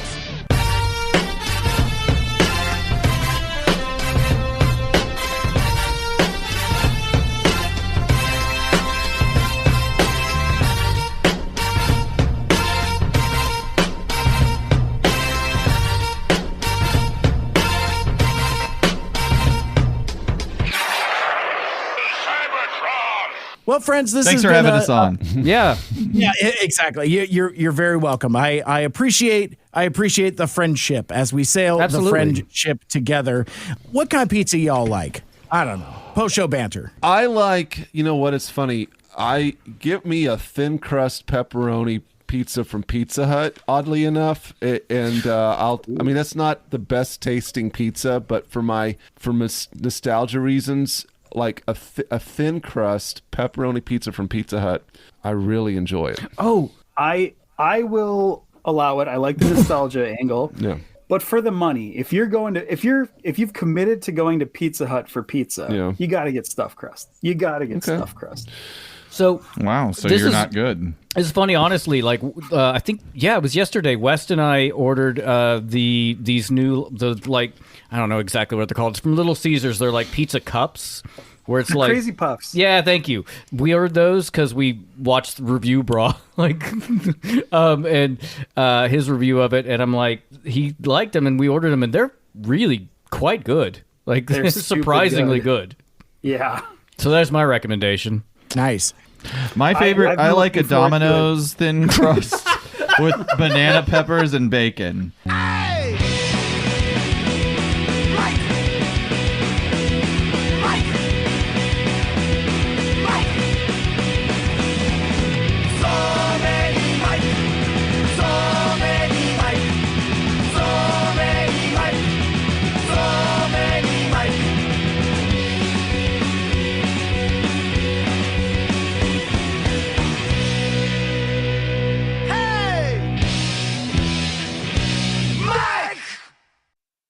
I had the best hot dog of my life. You'll never guess where. Seattle, Washington. Anybody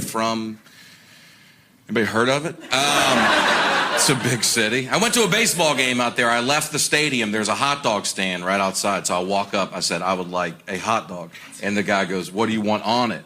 And I was just I wasn't ready to answer that. So I was, do it.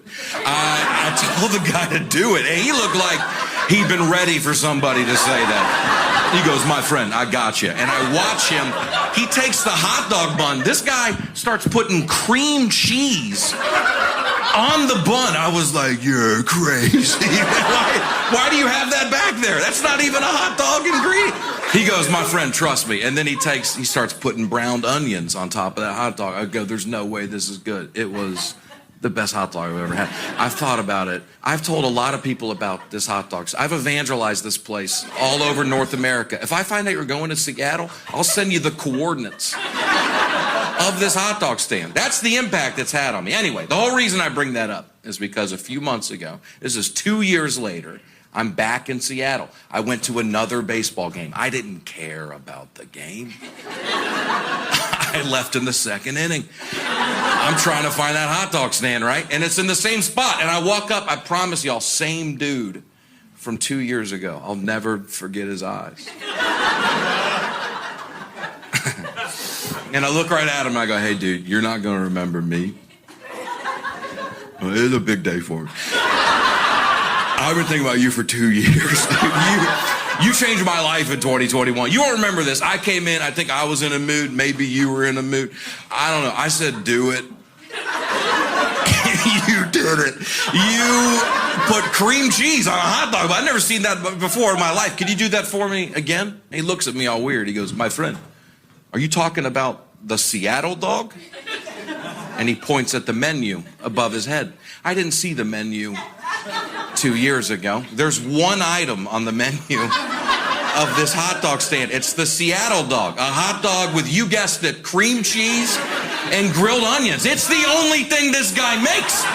He makes one item all day, every day. I've talked about it for 2 years like he invented it for me. It's the signature hot dog of the city. I've recommended it to people from Seattle. Do you know how stupid that makes me look? To recommend the signature dish in that city? That's like if I went to Philadelphia and I was like, yo, dude, I found this spot today. Y'all should check it. This dude put cheese on a steak sandwich. I know it sounds crazy. Just tell him I sent you. He'll do it.